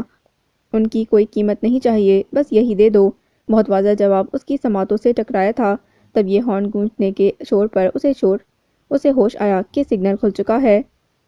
گاڑی آگے بڑھاتے ہوئے اس نے کنگن اجوا کو تھما دیے تھے، جو خود حیران بیٹھی تھی۔ کیا وہ یہ کنگن سب کو مفت بانٹ رہا تھا؟ کچھ لمحوں بعد اجوا پوچھے بغیر نہ رہ سکی تھی، پتہ نہیں۔ گہری سانس بھر کر خود کو نارمل کرتے ہوئے یاقوت نے اسے دیکھا تھا۔ میں تو اس شخص کو دیکھ بھی نہیں سکا۔ تم نے کیا دیکھا؟ وہ جو بھی تھا بہت تیزی سے آیا اور گیا، مجھے بھی بس اس کا ہاتھ ہی نظر آیا تھا، اجوا نے بتایا، جبکہ یاقوت کی سماعتوں میں وہی بھاری آواز گونج گئی، ان کی کوئی قیمت نہیں چاہیے، بس یہی دے دو۔ جانے دو، ہوگا کوئی۔ تم نے یہ کنگن پہنے کیوں نہیں اب تک؟ یاقوت کے متوجہ کرنے پر اس نے بغور کنگنوں کو دیکھا۔ کیا خوش رنگ گلاب کے پھول اور موتیا کی کلیوں سے سجے تھے کنگن۔ گاڑی کے ماحول میں بھینی بھینی معطر خوشبو پھیلتی دل اور دماغ کو سرشار کر رہی تھی۔ کچھ وقت بعد گاڑی ایک شاندار محل نما گھر کے سامنے رکی۔ ایک تائرانہ نظر دوڑا کر وہ اجوا کی طرف متوجہ ہوا، جو فون پر لالین کو اپنے آنے کی اطلاع دے رہی تھی۔ وہ باہر ہی آ رہی ہے، دراصل میں خود پہلی بار یہاں آئی ہوں تو سوچا اسے باہر ہی بلا لوں۔ اچھی بات ہے، مجھے بھی تسلی ہو جائے گی کہ تمہیں درست جگہ چھوڑ کر جا رہا ہوں۔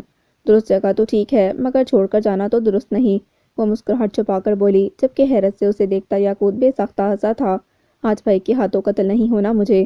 کچھ وقت کے لیے تمہیں یہاں چھوڑ کر جا رہا ہوں، مگر واپس آؤں گا ساتھ لے جانے۔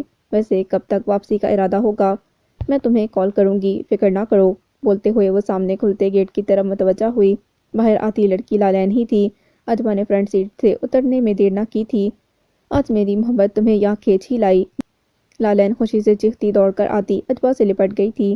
ڈرائیونگ سیٹ سے اتر کر یاقوت ان دونوں کے درمیان مغل ہوئے بغیر خاموش کھڑا رہا۔ لالین کو دیکھ کر اسے اطمینان ہوا تھا، وہ بالکل ویسی ہی تھی جیسا کہ اجوا کی دوست کو ہونا چاہیے تھا۔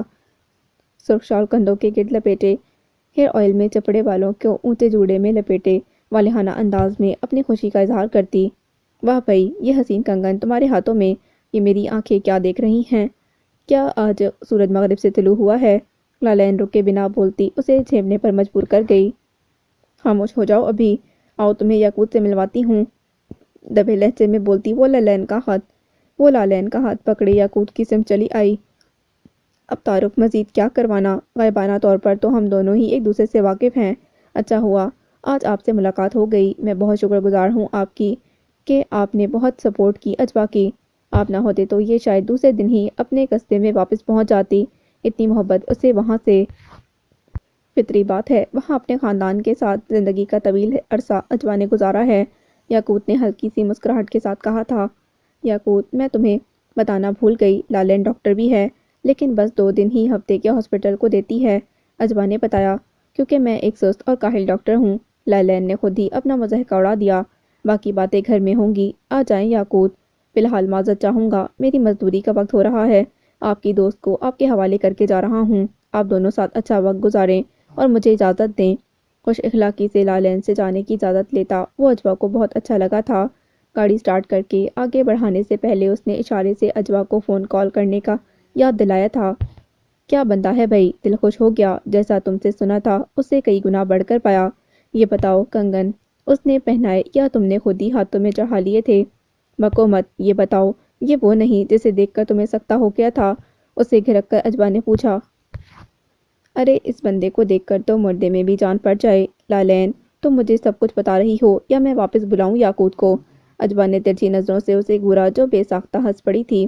تم گھر کے اندر تو چلو، پہلے مجھے یقین تو کرنے دو کہ تم واقعی میرے سامنے موجود ہو، چلو اب جلدی۔ لالین اسے شانوں سے تھام کر کھلے گیٹ کی سمت بڑھ گئی۔ فیکٹری جانے کی بجائے اس نے امام صاحب سے ملنے کو ترجیح دی۔ وہ جلد از جلد ان سے مل کر اجوا کو اس شہر میں آمد کے وقت سے لے کر اب تک پیش آنے والے محیر العقول واقعات ان کے گوش گزار کر کے اپنی الجھنیں سلجھانا چاہتا تھا۔ امام صاحب اس کے روحانی استاد تھے، بہت دھیرے دھیرے وہ اس کی تربیت کر رہے تھے، بہت کچھ اسے سیکھنے کو ان سے مل رہا تھا اور آگے بھی ملنا تھا۔ اس طرف سے وہ مطمئن تھا کہ اجوا کسی مخلوق کے زیر اثر نہیں، مگر کچھ تو تھا اس کے پاس جو عقل کو دنگ کرتا تھا، جو بہت غیر معمولی تھا۔ گاڑی اب اس سڑک پر تھی جو اس کے گھر کے عقب میں پھیلے میدان اور مسجد کے درمیان سے گزرتی تھی۔ مسجد سے کچھ فاصلے پر گاڑی پارک کر کے وہ ڈرائیونگ سیٹ سے نکلا ہی تھا کہ سر اٹھاتے ہی شدر رہ گیا۔ بوکھلا کر سر جھٹکتے ہوئے اس نے دوبارہ سامنے دیکھا، حواس مختل ہو گئے۔ دائیں بائیں عقب میں ہر سمت منظر بدلا ہوا تھا، نہ کوئی سڑک تھی، نہ کہیں مسجد تھی اور نہ ہی کہیں میدان تھا۔ اس کے چاروں طرف کھنڈرات تھے، کسی زمانہ قدیم کے بوسیدہ کھنڈرات، کسی قلعہ اور محلوں کے باقیات اس کے ارد گرد سر اٹھائے کھڑے تھے۔ آسمان پر گہرے بادلوں کا راج تھا، ہر سمت وحشت برس رہی تھی، ایسی وحشت، ایسی ویرانی ان کھنڈرات سے بھی پھوٹ رہی تھی کہ وہاں رکے رہنا کسی انسان کے بس کی بات نہ تھی۔ وہ مضبوط اعصاب کا مالک تھا، مگر تھا تو وہ بھی ایک انسان۔ اللہ بڑا ہے، بآواز بلند اس نے سیدھے ہاتھ سے اپنے سینے پر دل کے مقام پر زوردار 3 ضربیں برسائیں۔ تھپ تھپ تھپ 3 بار یہ عمل کرنے کے بعد اس نے 3 گہری گہری سانس بھر کر اپنے ارد گرد نظریں دوڑاتے ہوئے قدم پتھروں سے اٹھتی زمین پر آگے بڑھا دیے۔ السلام علیکم، بلند آواز میں سلام کرتے ہوئے اس کی نگاہیں کسی بندہ خدا کی تلاش میں بھٹک رہی تھیں کہ تبھی عقب سے اس کے سلام کا جواب ایک بھاری مردانہ آواز میں آیا۔ کرنٹ کھا کر وہ پلٹا، مگر آنکھوں کے سامنے جیسے دھند چھا گئی۔ اس نے آنکھیں مل کر دوبارہ دیکھا، مگر نظر صاف نہ ہوئی۔ بہت غور سے دیکھتے ہوئے اسے دھند میں 2 اونچے قد آور شخص اپنی طرف بڑھتے دکھائی دیے۔ وہ دونوں سفید جبے میں ملبوس تھے، سفید چادریں ان کے سروں پر کچھ اس طرح پڑی تھیں کہ ان کے چہرے بھی ان چادروں کے ہالے میں دکھائی دینے ناممکن تھے۔ دھندلائی آنکھوں اور خشک ہوتے حلق کے ساتھ وہ ان دونوں کو اپنی سمت بڑھتا دیکھ رہا تھا۔ وہ دونوں اشخاص اس کے دائیں بائیں کھڑے ہوئے اور خاموشی سے اس کے بازو گرفت میں لے کر ایک اونچی اور بوسیدہ محرابوں والی عمارت کے سامنے بڑھے، جس کے داخلی حصے پر کسی دروازے کا نام و نشان تک نہ تھا۔ آنکھوں پر دھند پڑی تھی، زمین ناہموار تھی، ٹھوکریں کھاتا وہ 2 اجنبی پراسرار اشخاص کی گرفت میں کھنچا چلا جا رہا تھا۔ عمارت کے اندر داخل ہوتے ہی تاریکی بڑھنے لگی۔ کچھ دور تاریکی میں چلنے کے بعد اسے آنکھوں کے سامنے روشنی نظر آئی، مگر دھند اپنی جگہ قائم تھی۔ چلتے چلتے اسے بس یہ اندازہ ہوا کہ وہ ایک کھلی ہوئی سبزے سے بھری جگہ پر چل رہا ہے۔ سبزے کی مخصوص مہک وہ محسوس کر سکتا تھا۔ اس کے ارد گرد چلتے دونوں افراد رک گئے اور اس کے بازو سے گرفت ہٹا کر پیچھے ہٹ گئے۔ خود کو سنبھالتے ہوئے یاقوت نے بغور دھندلائی آنکھوں سے سامنے دیکھا فرشی نشست لگی تھی۔ ایک دائرے کی شکل میں کچھ لوگ بیٹھے تھے، سب کے سب سفید جبے اور چادروں میں روپوش تھے۔ آ گئے حافظ جی؟ دائرے میں بیٹھے لوگوں میں سے کسی کی اونچی اور باروب آواز ابھری۔ دائرے میں بیٹھے لوگوں میں سے کسی کی اونچی اور باروب آواز ابھری۔ ہمیں افسوس ہے کہ ایک بار پھر زحمت دی تمہیں، مگر ہم کیا کریں، اور تم اپنی عادت سے مجبور ہو، اور ہم تم سے اپنی وفاداری اور تمہارے باپ دادا سے محبت اور وعدے کی پاسداری کی وجہ سے مجبور ہیں۔ تم نے ہمارے ہی قبیلے کے خاندان کو تکلیف پہنچائی، ہمارے عزیز نقی احمد اور امام صاحب کی وجہ سے بڑی رعایت مل گئی تمہیں، اسی کو بہت جانو۔ تم نے غلطی کی معافی مانگنے میں بے شک کوئی کسر نہیں چھوڑی، پر کسی کو زبردستی معاف کرنے پر مجبور نہیں کیا جا سکتا۔ امام صاحب جو کہتے ہیں اس پر عمل کرو، اپنی منمانی کرنے کی سوچو بھی مت۔ تم انسان اچھے ہو، مگر سرکشی سے باز آنے والے نہیں ہو، ایک غلطی کے بعد دوسری غلطی کرنے کی ٹھان رہے ہو۔ ششدر کھڑا وہ اپنے مخاطب کی آواز سن رہا تھا، جس میں غصے اور تنبیہ کے عنصر نمایاں محسوس کیے جا سکتے تھے۔ رہنمائی کرنے والے موجود ہیں، الجھنوں کو سلجھانے والے تمہارے گرد موجود ہیں، تو کیوں حد پار کرنے کی سوچتے ہو؟ ابھی تربیت کے مرحلے میں ہو، ابھی تمہیں اجازت نہیں کہ خود سے فیصلے کرو۔ تمہیں عجلت اور تجسس بار بار تمہاری تربیت کے آڑے آ رہی ہے، اس پر قابو پا لو تو ہی بہتر ہوگا۔ تم اپنے عمل کے خود ذمہ دار ہو، ہم تمہارے راستے میں نہیں آ رہے، نہ ہی یہ ہمارا کام ہے۔ تمہارے باپ دادا کی نسبت سے یہ ہمارا فرض بنتا ہے کہ تمہیں کھائی میں گرنے سے روکیں، تنبیہ کریں، خبردار کریں۔ آج بھی اس مقصد سے تمہیں زحمت دی ہے۔ تمہارا دوست ٹھیک مشورہ دیتا ہے تمہیں، حاضرات کروانے کے بارے میں سوچنا بھی نہیں۔ ابھی نظر ملی نہیں تمہیں، مگر عقل تو اللہ نے عطا کر رکھی ہے۔ اتنا کچھ دیکھ چکے ہو، عقل کا استعمال کیوں نہیں کرتے؟ امام صاحب تمہارے استاد ہیں، ان سے بات کر کے الجھن کیوں نہیں سلجھاتے؟ روحانیت کے ایسے کون سے عہدے پر پہنچ گئے ہو حافظ جی کہ استاد کی ضرورت ہی نہیں تمہیں؟ اللہ کا کلام تمہارے سینے میں محفوظ ہے۔ ہمارے لوگ تمہاری امامت میں نماز ادا کرتے ہیں، تمہاری قرت پر فدا ہوتے ہیں، بہت عزت اور احترام ہے ہماری دنیا میں تمہارا، مگر دوسری طرف بھی ہمارے مرشد بابا صاحب ہیں، ہمارے تمام قبیلوں کے سرداروں کے سردار شاہ صاحب کے بہت گہرے رفیق ہیں بابا صاحب، جس پر حاضرات کروانے کا سوچ رہے ہو حافظ جی۔ وہ بابا صاحب کی عزیز ترین شاگرد ہے، ہمارے قبیلوں کا بچہ بچہ اس سے واقف ہے۔ بابا صاحب تک تمہارے اس ارادے کی بھنک بھی پہنچی تو ان کی ناراضگی کا مطلب سیدھا سیدھا شاہ صاحب کے غیظ و غضب کو آواز دینا ہے۔ پھر امام صاحب بھی تمہارے لیے کچھ نہیں کر سکیں گے۔ ہمارے جرگے میں شاہ صاحب کا فیصلہ ہی حرف آخر ہوتا ہے۔ جس قدر سمجھایا ہے سمجھ جاؤ، جتنا بتایا گیا ہے اس پر عمل کرو، ہماری نصیحت اور تنبیہ کو گرہ سے باندھ لو۔ ایک ہی جست میں منزل نہیں طے کر لی جاتی، تھوڑا صبر تحمل رکھو معاملات میں، سرکشی سے اجتناب کرو۔ آئندہ بھی اگر حاضرات کروانے کا خیال ذہن میں کہیں آئے تو یہ سوچ لینا تمہاری حاضری پہلے لگے گی جیسے ابھی لگ گئی، مگر اگلی حاضری اتنی نرم نہیں ہوگی۔ ہماری بات ختم ہو گئی، اب تم جا سکتے ہو، اور ہاں، اپنے میاں جی کو ہمارا سلام دینا، بہت شفقت کرتے ہیں تم پر، چہیتے ہو ان کے، ان سے پوچھ لینا، ہم بھی کوئی دشمن نہیں تمہارے، اب جاؤ اللہ نگہبان۔ وہ ساکت کھڑا تھا، کسی پتھر کی طرح، اپنی صفائی میں کچھ کہنا چاہتا تھا، بہت کچھ پوچھنا بھی چاہتا تھا، مگر اس کی آواز بند کر دی گئی تھی، اسے بس سننے کے لیے خبردار کرنے کے لیے بلایا گیا تھا۔ ایک بار پھر اس کے بازوؤں کو گرفت میں لے لیا گیا، وہی دونوں شخص اسے تھام کر واپس اس جانب بڑھ گئے۔ چند قدم چلنے کے بعد یکدم تاریکی گہری ہو گئی، اس کے دماغ میں جیسے شعلے بھڑک رہے تھے، اسے محسوس ہوا اس کے بازوؤں پر کوئی گرفت نہیں، وہ آزاد ہے۔ تبھی ٹھوکر لگی، خود کو سنبھالتے ہوئے وہ سیدھا ہوا، اور اچانک تیز روشنی نے اسے آنکھوں پر ہاتھ رکھنے پر مجبور کر دیا۔ ہوا اور سورج کی روشنی اور اس کی حدت کو محسوس کرتے ہوئے اس نے اپنی آنکھوں سے ہاتھ ہٹایا اور چند لمحوں کے لیے دنگ رہ گیا۔ وہ مسجد کے قریب اپنی گاڑی کے قریب کھڑا تھا، سامنے میدان اور اس کا گھر، سب کچھ اپنی جگہ پر موجود تھا، ہر منظر وہی تھا جو اس کی گاڑی سے اترنے سے پہلے تک تھا، بس فرق صرف یہ تھا وہ خود سرد موسم کے باوجود پسینے میں شرابور تھا، رگوں میں خون ابل رہا تھا، دماغ کھول رہا تھا، خود کو سنبھالنے کی کوشش بیکار گئی۔ ایک زوردار ٹھوکر اس نے گاڑی کے دروازے پر ماری، دوسری اور پھر تیسری، مگر اشتعال بڑھتا ہی جا رہا تھا۔ چوتھی ٹھوکر برسانے کے بعد وہ پانچویں کی تیاری کر رہا تھا کہ عقب سے ابھرتی اپنے نام کی سخت آواز پر اسے رکنا پڑا، مگر اس نے امام صاحب کی طرف نہیں دیکھا جو مسجد کی بیرونی سیڑھیوں پر موجود تھے۔ یاقوت، تم نے سنا نہیں، یہاں آؤ۔ اس بار ان کے سخت تنبیہی لہجے پر ان کی جانب دیکھے بغیر سیڑھیوں کے نزدیک آ رکا تھا، اس کا چہرہ کسی شدید غم اور غصے سے سرخ اور تمتما رہا تھا، شدت ضبط سے گردن کی رگیں ابھر آئی تھیں، गुस्से को कम करने की कोशिश करो। शाबाश। उसके कंधे को थपथपाते हुए वो ज़ेरे लब कुछ पढ़ भी रहे थे। दूसरी जानिब गहरी गहरी सांसें भरते हुए उसने सीधा हाथ 3 बार सीने पर जोरदार तरीके से थपथपाकर चंद लम्हों का तौक़ुफ़ किया और फिर झुककर अपने जूते उतारने शुरू कर दिए। सीधे जाकर अच्छी तरह वज़ू करो, फिर बात करते हैं। जाओ जल्दी, मैं तुम्हारा इंतज़ार कर रहा हूँ। इमाम साहब ने बड़े नर्म लहजे में बोलते हुए उसकी पुश्त को थपथपाया तो वो खामोशी से सर झुकाए मस्जिद के सहन में आगे बढ़ गया। मैंने अब जाकर ये समझा है कि ज़िंदगी में कभी कुछ ऐसे लोग मिलते हैं किसी मोड़ पर जो बस मिलकर जुदा हो जाते हैं। कुछ ऐसे वाक़यात रूनुमा हो जाते हैं जो समझ से बालातर होते हैं। ऐसे लोग, ऐसे वाक़यात जो कहीं माज़ी की धुन में तो खो जाते हैं मगर उनके नक्श दिल और दिमाग पर सब्त हो जाते हैं। इंसान सोचता है ये सब हमारे साथ क्यों कर हुआ, कोई इतने मुख्तसर वक्त के लिए दिल में जगह बनाकर गुम क्यों हुआ। उस वक्त कोई जवाब सजाई नहीं देता, लेकिन फिर एक वक्त ऐसा आता है जिसमें आगाही मिलती है कि वो मिलकर खो जाने वाले वो वाक़यात मुस्तक़बिल में कहीं किसी मोड़ पर पेश आने वाले हालात थे, उस वक्त से जुड़े थे। तब मसलहत समझ आने लगती।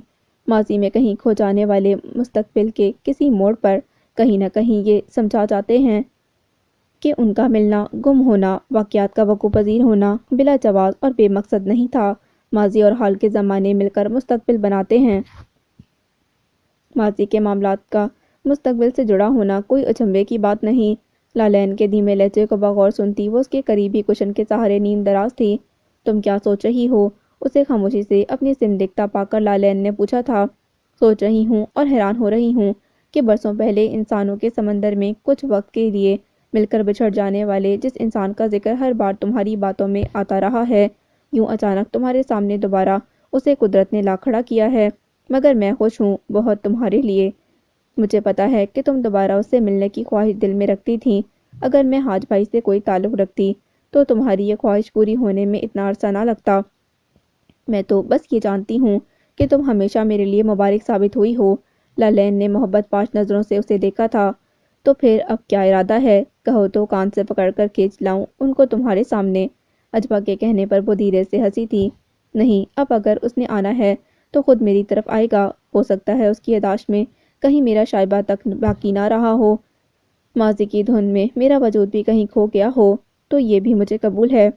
मैं उसकी जानिब ना कदम बढ़ाऊंगी ना अपनी पहचान करवाऊंगी। मेरे लिए यही काफ़ी होगा। मैंने उसे दोबारा देख लिया है। उसे अच्छी जगह, अच्छे मकाम पर देखकर मैं बहुत खुश और बहुत मुतमईन हूँ। लालैन ने गहरी संजीदगी से कहा था। ठीक है, मैं तुम्हारे साथ हूँ, मगर इतनी इजाज़त तो दो कि मैं अपने तौर पर उनके दिल का हाल और उनकी ज़ाती ज़िंदगी जो उन्होंने साहिवाल में गुजारी उसे खंगाल सकूँ। हाँ, ये तुम कर सकती हो। लैलैन मुस्कुराई थी। वैसे मुझे यकीन है कि वो तुम्हें भूले नहीं होंगे। मैं उनकी ज़ुबान पर तुम्हारा नाम ना सही मगर तुम्हारा जिक्र लाकर रहूँगी। अजबा के मुस्कुराते लहजे पर लालैन बेसाख्ता हंसी थी। चलो अब इस बेचारे की खैर नहीं, हाथ हौला रखना ज़रा। बस अपना तो यही है जो अजबा की नज़र में होता है वही अपनी शामत बुलाता है, वो मायनी खेज लहजे में बोली थी। मस्जिद से मुंसलिक इमाम साहब के हुजरे में फर्शी नशिस्त पर वो दीवार से पुष्ट लगाए बैठा अब काफ़ी बेहतर कैफियत में नज़र आ रहा था। कुछ फासले पर ही इमाम साहब अपनी मखसूस नशिस्त पर विराजमान थे। उनकी उंगलियां तस्बीह के दानों पर मुस्तकिल हरकत कर रही थीं, जबकि उनकी पुरसोच नज़रें याकूत पर ठहरी थीं। वो खामोश हो चुका था। यूँ लगता था कि वो अब मज़ीद कोई बात नहीं करना चाहता। उसके चेहरे के तासुरात अभी भी तने हुए ही थे। किसी गहरी सोच में गर्क वो गिलास हाथ में थामे रुक रुक कर पानी के घूंट भर रहा था। तुम ये उसूल हमेशा याद रखना चाहिए कि जो कुछ मिल रहा है और जो कुछ मिल चुका है उससे खुद फ़ायदा उठाने का सोचना भी नहीं है। उसे अपने मफाद के लिए इस्तेमाल नहीं करना, बल्कि उससे दूसरों को फैज़ पहुँचाना है, दूसरों के रास्ते हमवार करने हैं। तुम्हारे मामलात खुद ब खुद सीधे होते जाएंगे। इमाम साहब के संजीदा मुशफ़िक़ लहजे को सुनता वो खामोश ही रहा। तुम्हें शुक्र अदा करना चाहिए कि तुम्हें किसी भी ख़तरे, किसी भी नुकसान से पहले खबरदार करने वाले, आगाही देने वाले मौजूद हैं। तंबीह बेवजह नहीं की गई, खबरदार बिला जवाज़ नहीं किया गया। तुम्हें कदम संभालने और गलतियों से बचने की तलकीन की गई। तुम्हारा इतना गुस्सा तुम्हारे लिए ही नुकसानदेह है, ये मैं हर बार तुम्हें समझाता हूँ। तुम भी समझते हो इस बात को। बहुत काबू भी किया है तुमने खुद पर, लेकिन कभी कभी तुम मुझे बहुत मायूस करते हो। तंबीह करने का मतलब ये नहीं कि तुम्हारी बेइज्जती हो गई। اب ٹھنڈے دل اور دماغ سے ان سب باتوں پر دوبارہ غور کرنا، یقیناً تمہیں اندازہ ہو جائے گا کہ ہمیشہ کی طرح تمہاری بھلائی کی گئی ہے، تمہیں بروقت سنبھالا گیا ہے۔ کوئی بھی عمل کرنے سے پہلے اس کے بارے میں سوچ دماغ میں ہی آتی ہے۔ جو تم نے سوچا وہ تمہارے علاوہ بھی کسی کے لیے خطرناک ثابت ہو سکتا تھا، سو تمہیں خبردار کر دیا گیا۔ تمہیں جو سوال کرنے ہیں ان کے جواب دینے کے لیے میں موجود ہوں۔ میں آپ کی اجازت کے بغیر کچھ نہیں کرتا۔ میں اجوا کو آپ سے ملوانا چاہتا تھا۔ حضرات کا خیال یوں ہی دماغ میں آ گیا۔ ہزاروں سوچیں اور خیالات دماغ میں آتے ہیں، ان پر میرا اختیار تو نہیں ہے۔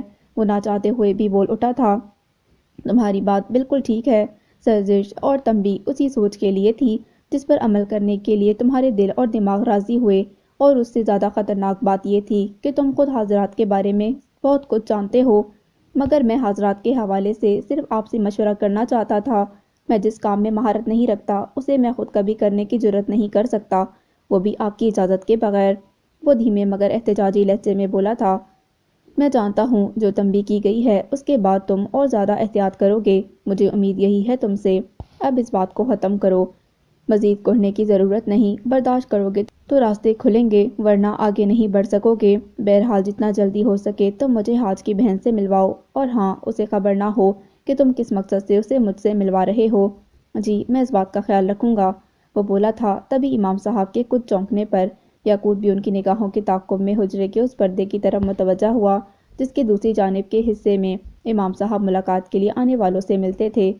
ظفر، تم وہاں کیا کر رہے ہو؟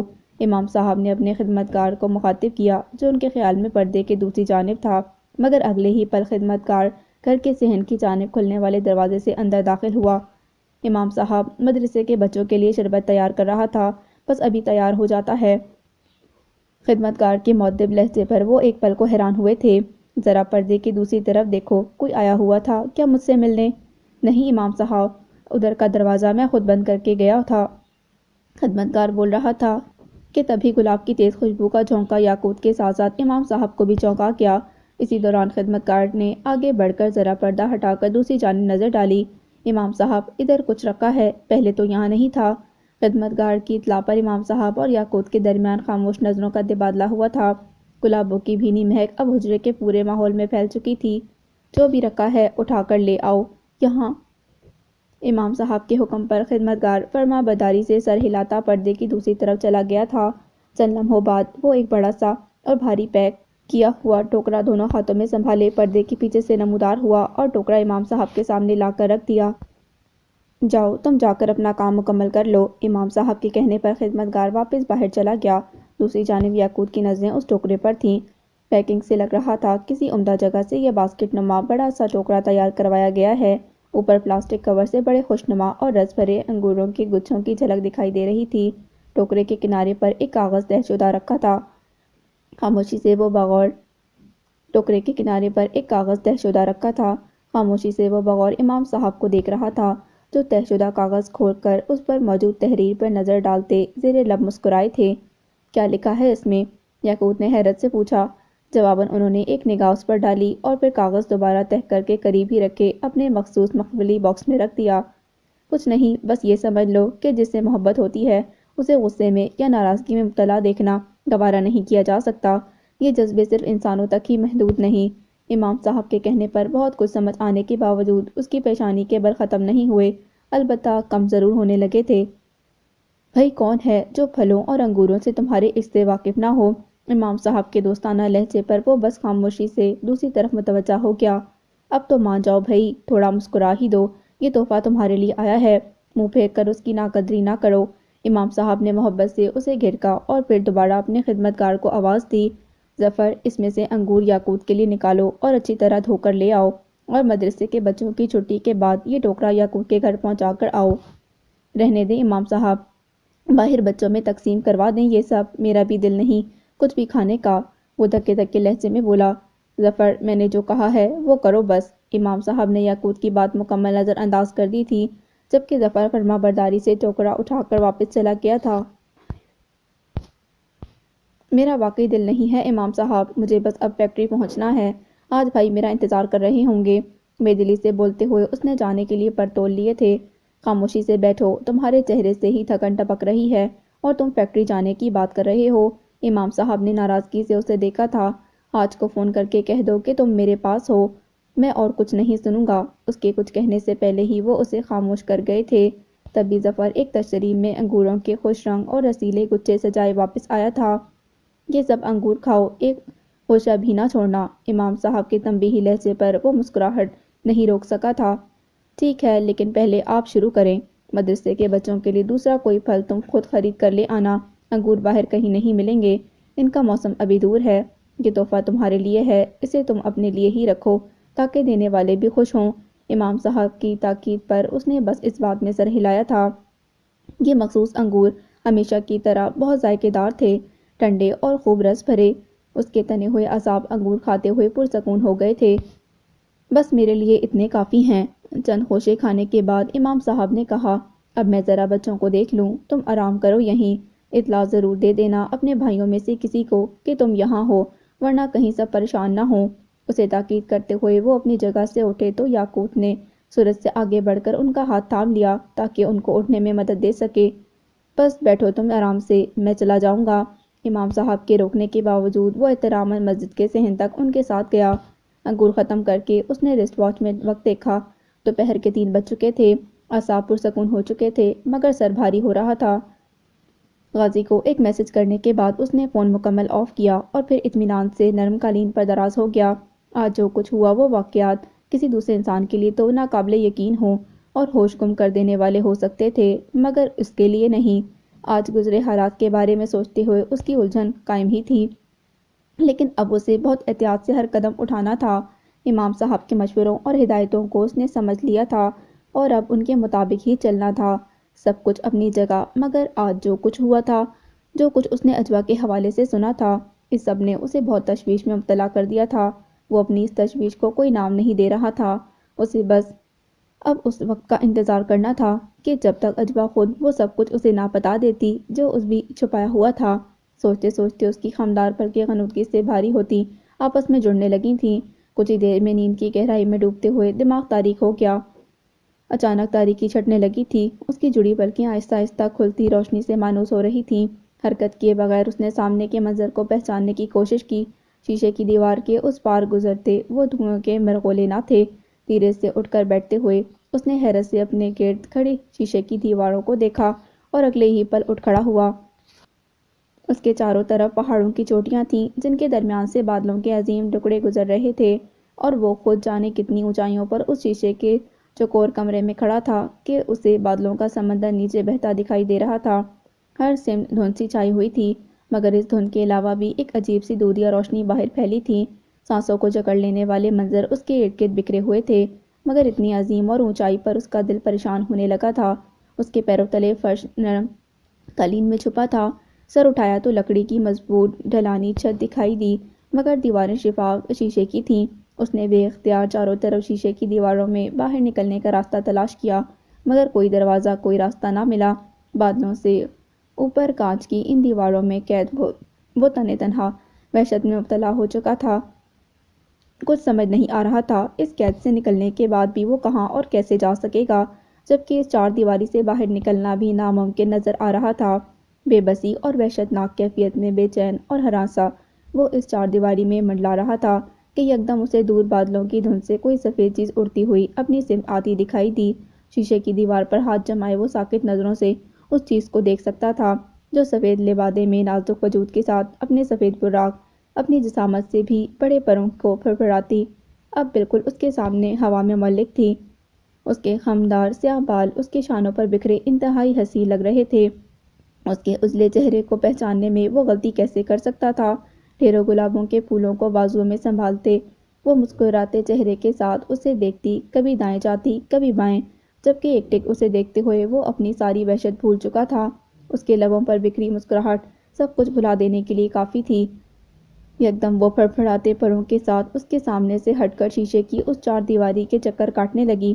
دوسری جانب وہ حیرت سے اسے باہر منڈلاتا دیکھتا رہا، یہاں تک کہ وہ ایک بار پھر شیشے کی دوسری جانب اس کے سامنے آ رکی تھی، بہت قریب، اتنا کہ وہ اس کی سیاہ حسین کانچ سی آنکھوں میں اپنا چہرہ دیکھ سکتا تھا، اس کے ہر نقش کو اپنی آنکھوں میں جذب کر سکتا تھا۔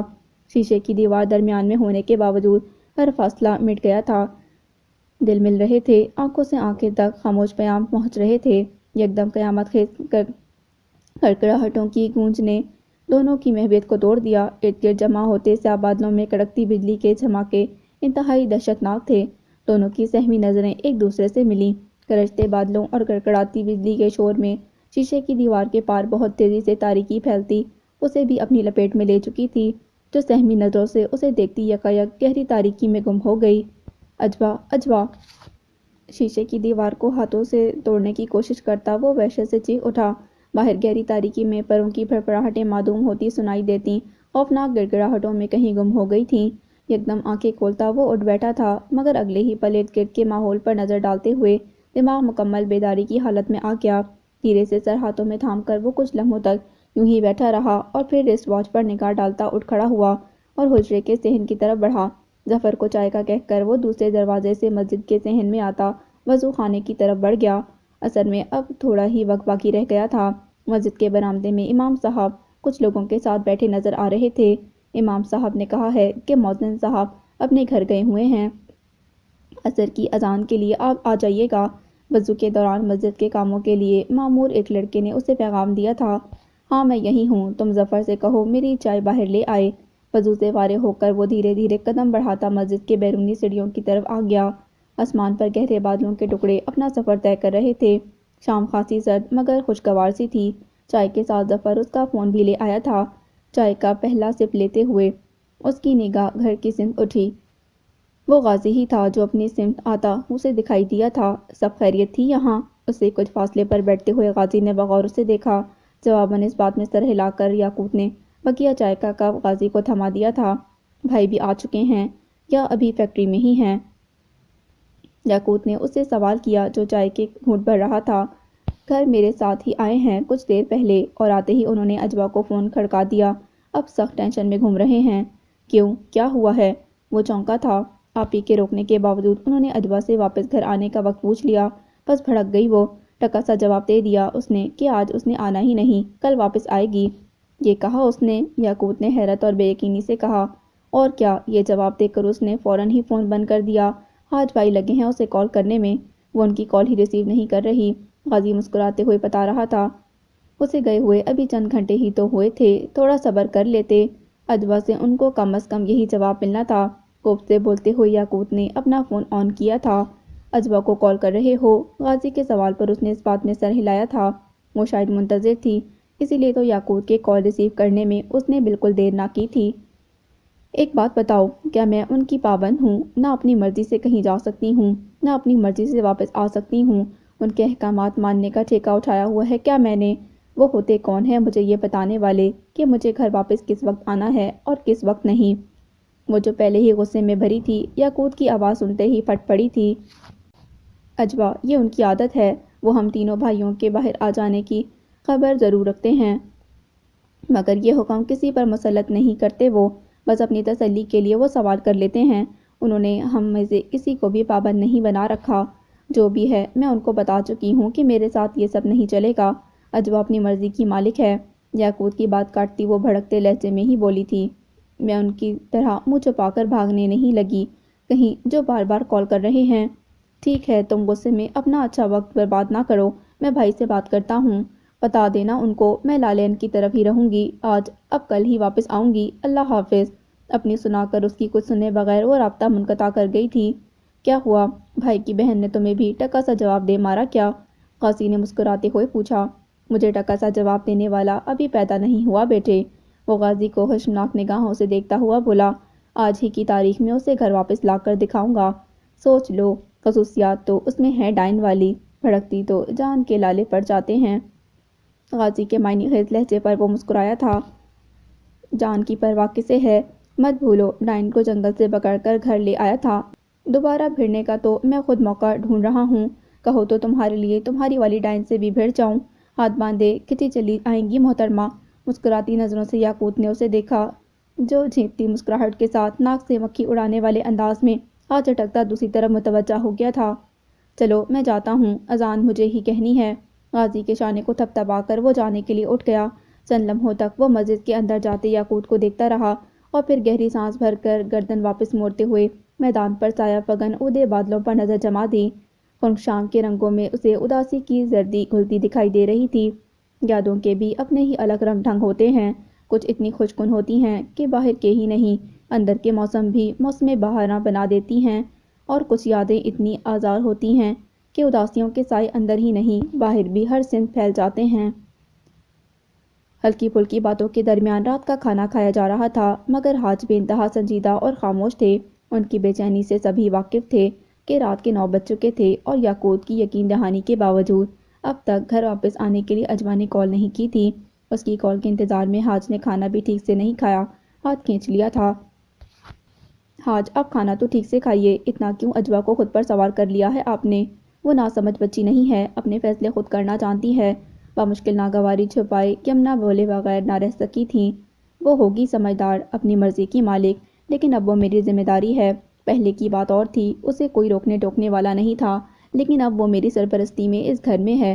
اسے ان تمام اصولوں کے مطابق چلنا ہوگا جن پر گھر کے تمام افراد چلتے ہیں۔ اسے سیکھنا ہوگا ایک خاندان کے درمیان رہتے ہوئے کس حد تک اپنی بات منوانی ہے اور کس حد تک بات ماننی ہے۔ حاج سخت برہم لہجے میں بولے، جبکہ یاقوت، غازی اور یزدان خاموشی سے انہیں سن رہے تھے۔ بات ان کی غلط بھی نہیں، پر یمنا کو شوہر کی اتنی بے چینی، وہ بھی اجوا کے لیے برداشت کرنی مشکل ہو رہی تھی۔ جن لوگوں سے میں واقف نہیں، ان کے گھر میں رات رکنے کی اجازت کیسے دے سکتا ہوں اسے؟ میرے لیے لالین کو جاننا کافی نہیں، وہ گھر اس کے بہن بہنوئی کا ہے، اس کے ماں باپ کا نہیں۔ ہوں گے وہ اچھے شریف لوگ، مگر اس کا مطلب یہ نہیں کہ میں اپنی بہن بیٹی کو آنکھیں بند کر کے ان کے سہارے چھوڑ دوں۔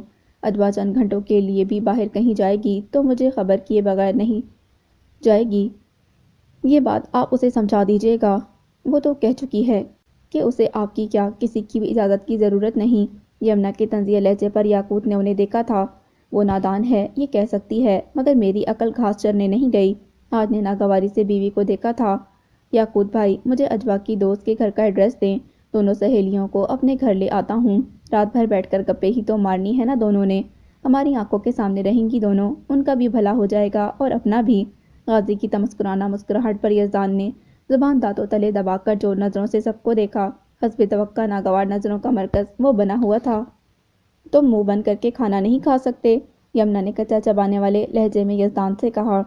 قیامت تک ایسا نہیں کر سکتا آپی، میری کیا اوقات اور کس میں اتنی طاقت ہے کہ قدرت کا نظام بدل ڈالے؟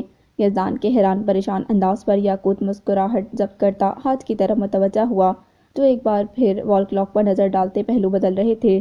بھائی، اب اچھی طرح اندازہ ہو رہا ہوگا، آپ کو لہو خوش کرنے کے لیے ایک بہن ہی کافی ہے۔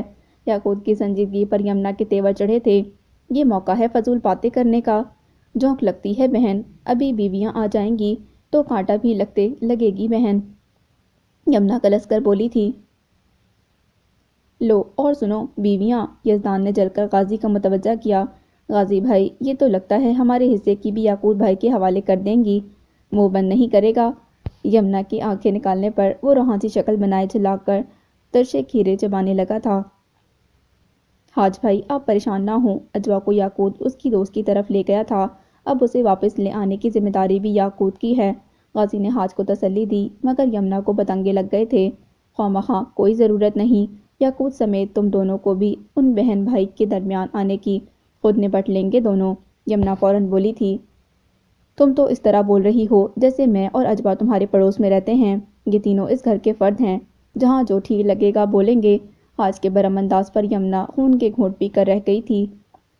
میں کھانے کے بعد اسے کال کرتا ہوں، اس کا وہاں رکنے کا کوئی ارادہ ہوتا تو وہ جاتے وقت ہی مجھے بتا دیتی، شاید اس کی دوست نے اصرار کیا ہو۔ یاقوت کے کہنے پر حاج خاموشی سے سر ہلاتے اپنی جگہ سے اٹھ گئے تھے، جبکہ یمنا تیز نگاہوں سے یاقوت کو دیکھ کر رہ گئی۔ ٹیرس کی کھلی فضا میں آ کر چند لمحوں تک باؤنڈری پر ہاتھ ٹکائے وہ گھر کے بچوں کو بھاگتے دوڑتے دیکھتا کچھ سوچتا رہا تھا، اور پھر فیصلہ کن انداز میں گہری سانس بھر کر فون کی طرف متوجہ ہو گیا۔ اجوا، 10 بج چکے ہیں اور میں اب تک تمہاری کال کا انتظار ہی کر رہا ہوں۔ وہ یوں شکوہ کر رہا تھا جیسے اس کے فیصلے سے آگاہ نہ ہو۔ یاقوت، میں شام کو ہی یہ بتا چکی تھی کہ میں کل آؤں گی، تم یہ بات حاج بھائی کو سمجھا کیوں نہیں دیتے؟ اجوا، انہوں نے مجھ سے کچھ نہیں کہا ہے، میں نے خود تمہیں کال کی ہے، وہ درمیان میں بول اٹھا تھا۔ حاج بھائی پریشان ہے تمہارے اس اچانک رکنے کا فیصلہ سن کر۔ بات کسی ضد یا انا کی نہیں ہے، ہم ایک بھرے پورے خاندان کے درمیان رہتے ہیں، کوئی بہت قریبی رشتہ دار ہو تو وہاں بھی ہمارے گھر کی لڑکیوں کو جا کر رکنے کی اجازت مشکل سے ملتی ہے۔ یہاں لڑکیوں کا اس طرح تنہا دوستوں کے گھر جا کر رہنا پسند نہیں کیا جاتا۔ تمہیں ابھی اس گھر میں آئے زیادہ وقت نہیں گزرا ہے، مگر میں جانتا ہوں کہ یہاں بہت سی چھوٹی چھوٹی باتوں کا خیال رکھنا پڑتا ہے، بہت محتاط رہنا پڑتا ہے۔ یوں بھی تم اگر میری رائے پوچھو گی تو مجھے بھی تمہارا وہاں رک جانا مناسب نہیں لگ رہا۔ تم پہلی بار اپنی دوست کے گھر گئی ہو، بلکہ وہ اس کی بہن کا گھر ہے۔ پہلے سے تمہارا ان کے گھر یا ان کا ہماری طرف آنا جانا ہوتا تو بات دوسری ہوتی۔ میں تم سے وعدہ کرتا ہوں کہ اگلی بار تم اپنی دوست کی طرف رکنا چاہو گی تو میں خود بھائی سے کہوں گا کہ وہ تمہیں نہ روکے جانے سے، لیکن ابھی وہاں رکنے کا فیصلہ بدل دو، یہ میری ریکویسٹ ہے۔ مجھے امید ہے کہ تم مجھے مایوس نہیں کرو گی۔ اس کے گمبھیر لہجے کو سنتی دوسری طرف سے وہ فوری طور پر کچھ بول نہ سکی تھی، اور تمہیں پتہ نہیں یقین آئے یا نہ آئے، مگر یہ سچ ہے کہ تم نہیں ہو تو گھر میں رونق ہی نظر نہیں آ رہی۔ کھانے کی ٹیبل پر ذرا کچھ اچھا نہیں لگ رہا تھا۔ اب لالین کی طرح میں تمہارا دوست نہیں مگر دشمن بھی تو نہیں، رحم کرو اور بتا دو ابھی آ جاؤں۔ ٹھیک ہے آ جاؤ، وہ خفت بھرے لہجے میں بولی۔ مہربانی جناب، بس ابھی حاضر ہوا، وہ مسکراتے لہجے میں بولا۔ سوالیہ نظروں سے حاج نے اسے دیکھا جو تیز قدموں سے برآمدے میں آیا تھا۔ غازی تمہاری گاڑی کی چابی دو ذرا۔ حاج کے ساتھ ہی کھڑے غازی نے اس کی عجلت پر حیران ہوتے ہوئے چابی اسے تھما دی تھی۔ میں اجوا کو پک کرنے جا رہا ہوں۔ وہ جاتے جاتے رک کر حاج کی طرف متوجہ ہوا تھا۔ آپ کی اس سے جو بھی بات ہوئی تھی اسے بھول جائیں، اب وہ آئے گی تو کوئی سوال جواب نہ شروع کر دیجیے گا، ورنہ خواہ آپ کو ہی ٹینشن ہوگی۔ اس نے جیسے سمجھایا تھا۔ نہیں کچھ نہیں کہوں گا میرے باپ، ابھی اسے جا کر لے آؤ۔ حاج کے عاجز آ جانے والے انداز پر غازی نے بے ساختہ مسکراتے ہوئے یاقوت کو دیکھا جو خجل سا ہوتا پارکنگ کی طرف بڑھ گیا تھا۔ بغور وہ اسے دیکھ ہی رہا تھا جو لالین کے ہمراہ گیٹ سے نمودار ہوتی عزم توقع خراب موڈ میں ہی دکھائی دے رہی تھی۔ یاقوت آپ نے بھی ساتھ نہیں دیا، سمجھا لیتے حاج بھائی کو، میں کتنا خوش تھی اجوا کے رکنے پر، اتنا وقت تو ہمارا بوتیک پر ہی گزر گیا، اتنی باتیں کرنی تھیں جو رہ گئیں۔ لالین کی شکایت پر وہ مسکرایا تھا۔ بس اس بار کے لیے معذرت، اب دوبارہ جب یہ آئے گی تو 1 نہیں 2 دن کے لیے روک لیجیے گا۔ یہ میرا سر درد ہے کہ مجھے دوبارہ کب آنا ہے اور رکنا ہے یا نہیں، ابھی چلیں۔ اجوا کے خوشمگی لہجے پر وہ بس اسے دیکھ کر رہ گیا تھا۔ ونڈو اسکرین سے نگاہ ہٹا کر یاقوت نے اسے دیکھا جو خاموشی سے باہر گزرتے منظر کو دیکھ رہی تھی اور یقیناً بات کرنے کے موڈ میں نہیں تھی۔ گاڑی کے خاموش ماحول میں اس کے آرائشی زیورات کی وقتاً فوقتاً ابھرتی مدھم کھنکھناہٹیں سماعتوں کو بہت بھلی لگ رہی تھیں۔ اجوا ناراض ہو؟ نہیں، میں کیوں ناراض ہونے لگی؟ مگر تمہیں ہونا چاہیے ناراض، اور تم ہو بھی، یہ بھی جانتا ہوں کہ مجھ سے بھی ناراض ہے نا؟ یاقوت نے مسکراتی نگاہ اس پر ڈالی جو مستقل باہر منہ پھیرے دیکھ رہی تھی۔ بے فکر رہو، میں خود سے ہی ناراض ہوں بس۔ کوئی بات نہیں اجوا، چھوٹی چھوٹی باتوں پر یوں دل چھوٹا نہیں کرتے۔ جو لوگ ہماری پرواہ کرتے ہیں کبھی کبھی ان کی خوشی کے لیے خود کو ناراض کرنا پڑ جاتا ہے۔ ان کے نرم لہجے پر وہ ایک نگاہ اسے دیکھ کر رہ گئی تھی۔ اچھا یہ بتاؤ، آئس کریم چلے گی؟ نہیں، کھانا دیر سے کھایا، آئس کریم کی گنجائش نہیں۔ میٹھے پان پسند ہیں؟ ہرگز نہیں، میرے سامنے پان کا ذکر بھی نہ کرنا، سخت چڑ ہے مجھے پان سے اور پان کھانے والوں سے۔ وہ جھرجھری لے کر بولتی اسے حیران کر گئی۔ تمہیں واقعی میٹھے پان اتنے ناپسند ہیں؟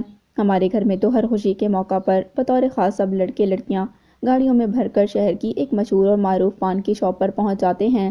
شادی کی تقریب ہو تو ولیمے کے مہمانوں کے رخصت ہوتے ہی سب دلہا دلہن سمیت آدھی رات میں اس شاپ پر جمع ہو جاتے ہیں۔ سب کے لیے دلہا صاحب اپنی جیب سے پان خریدتے ہیں۔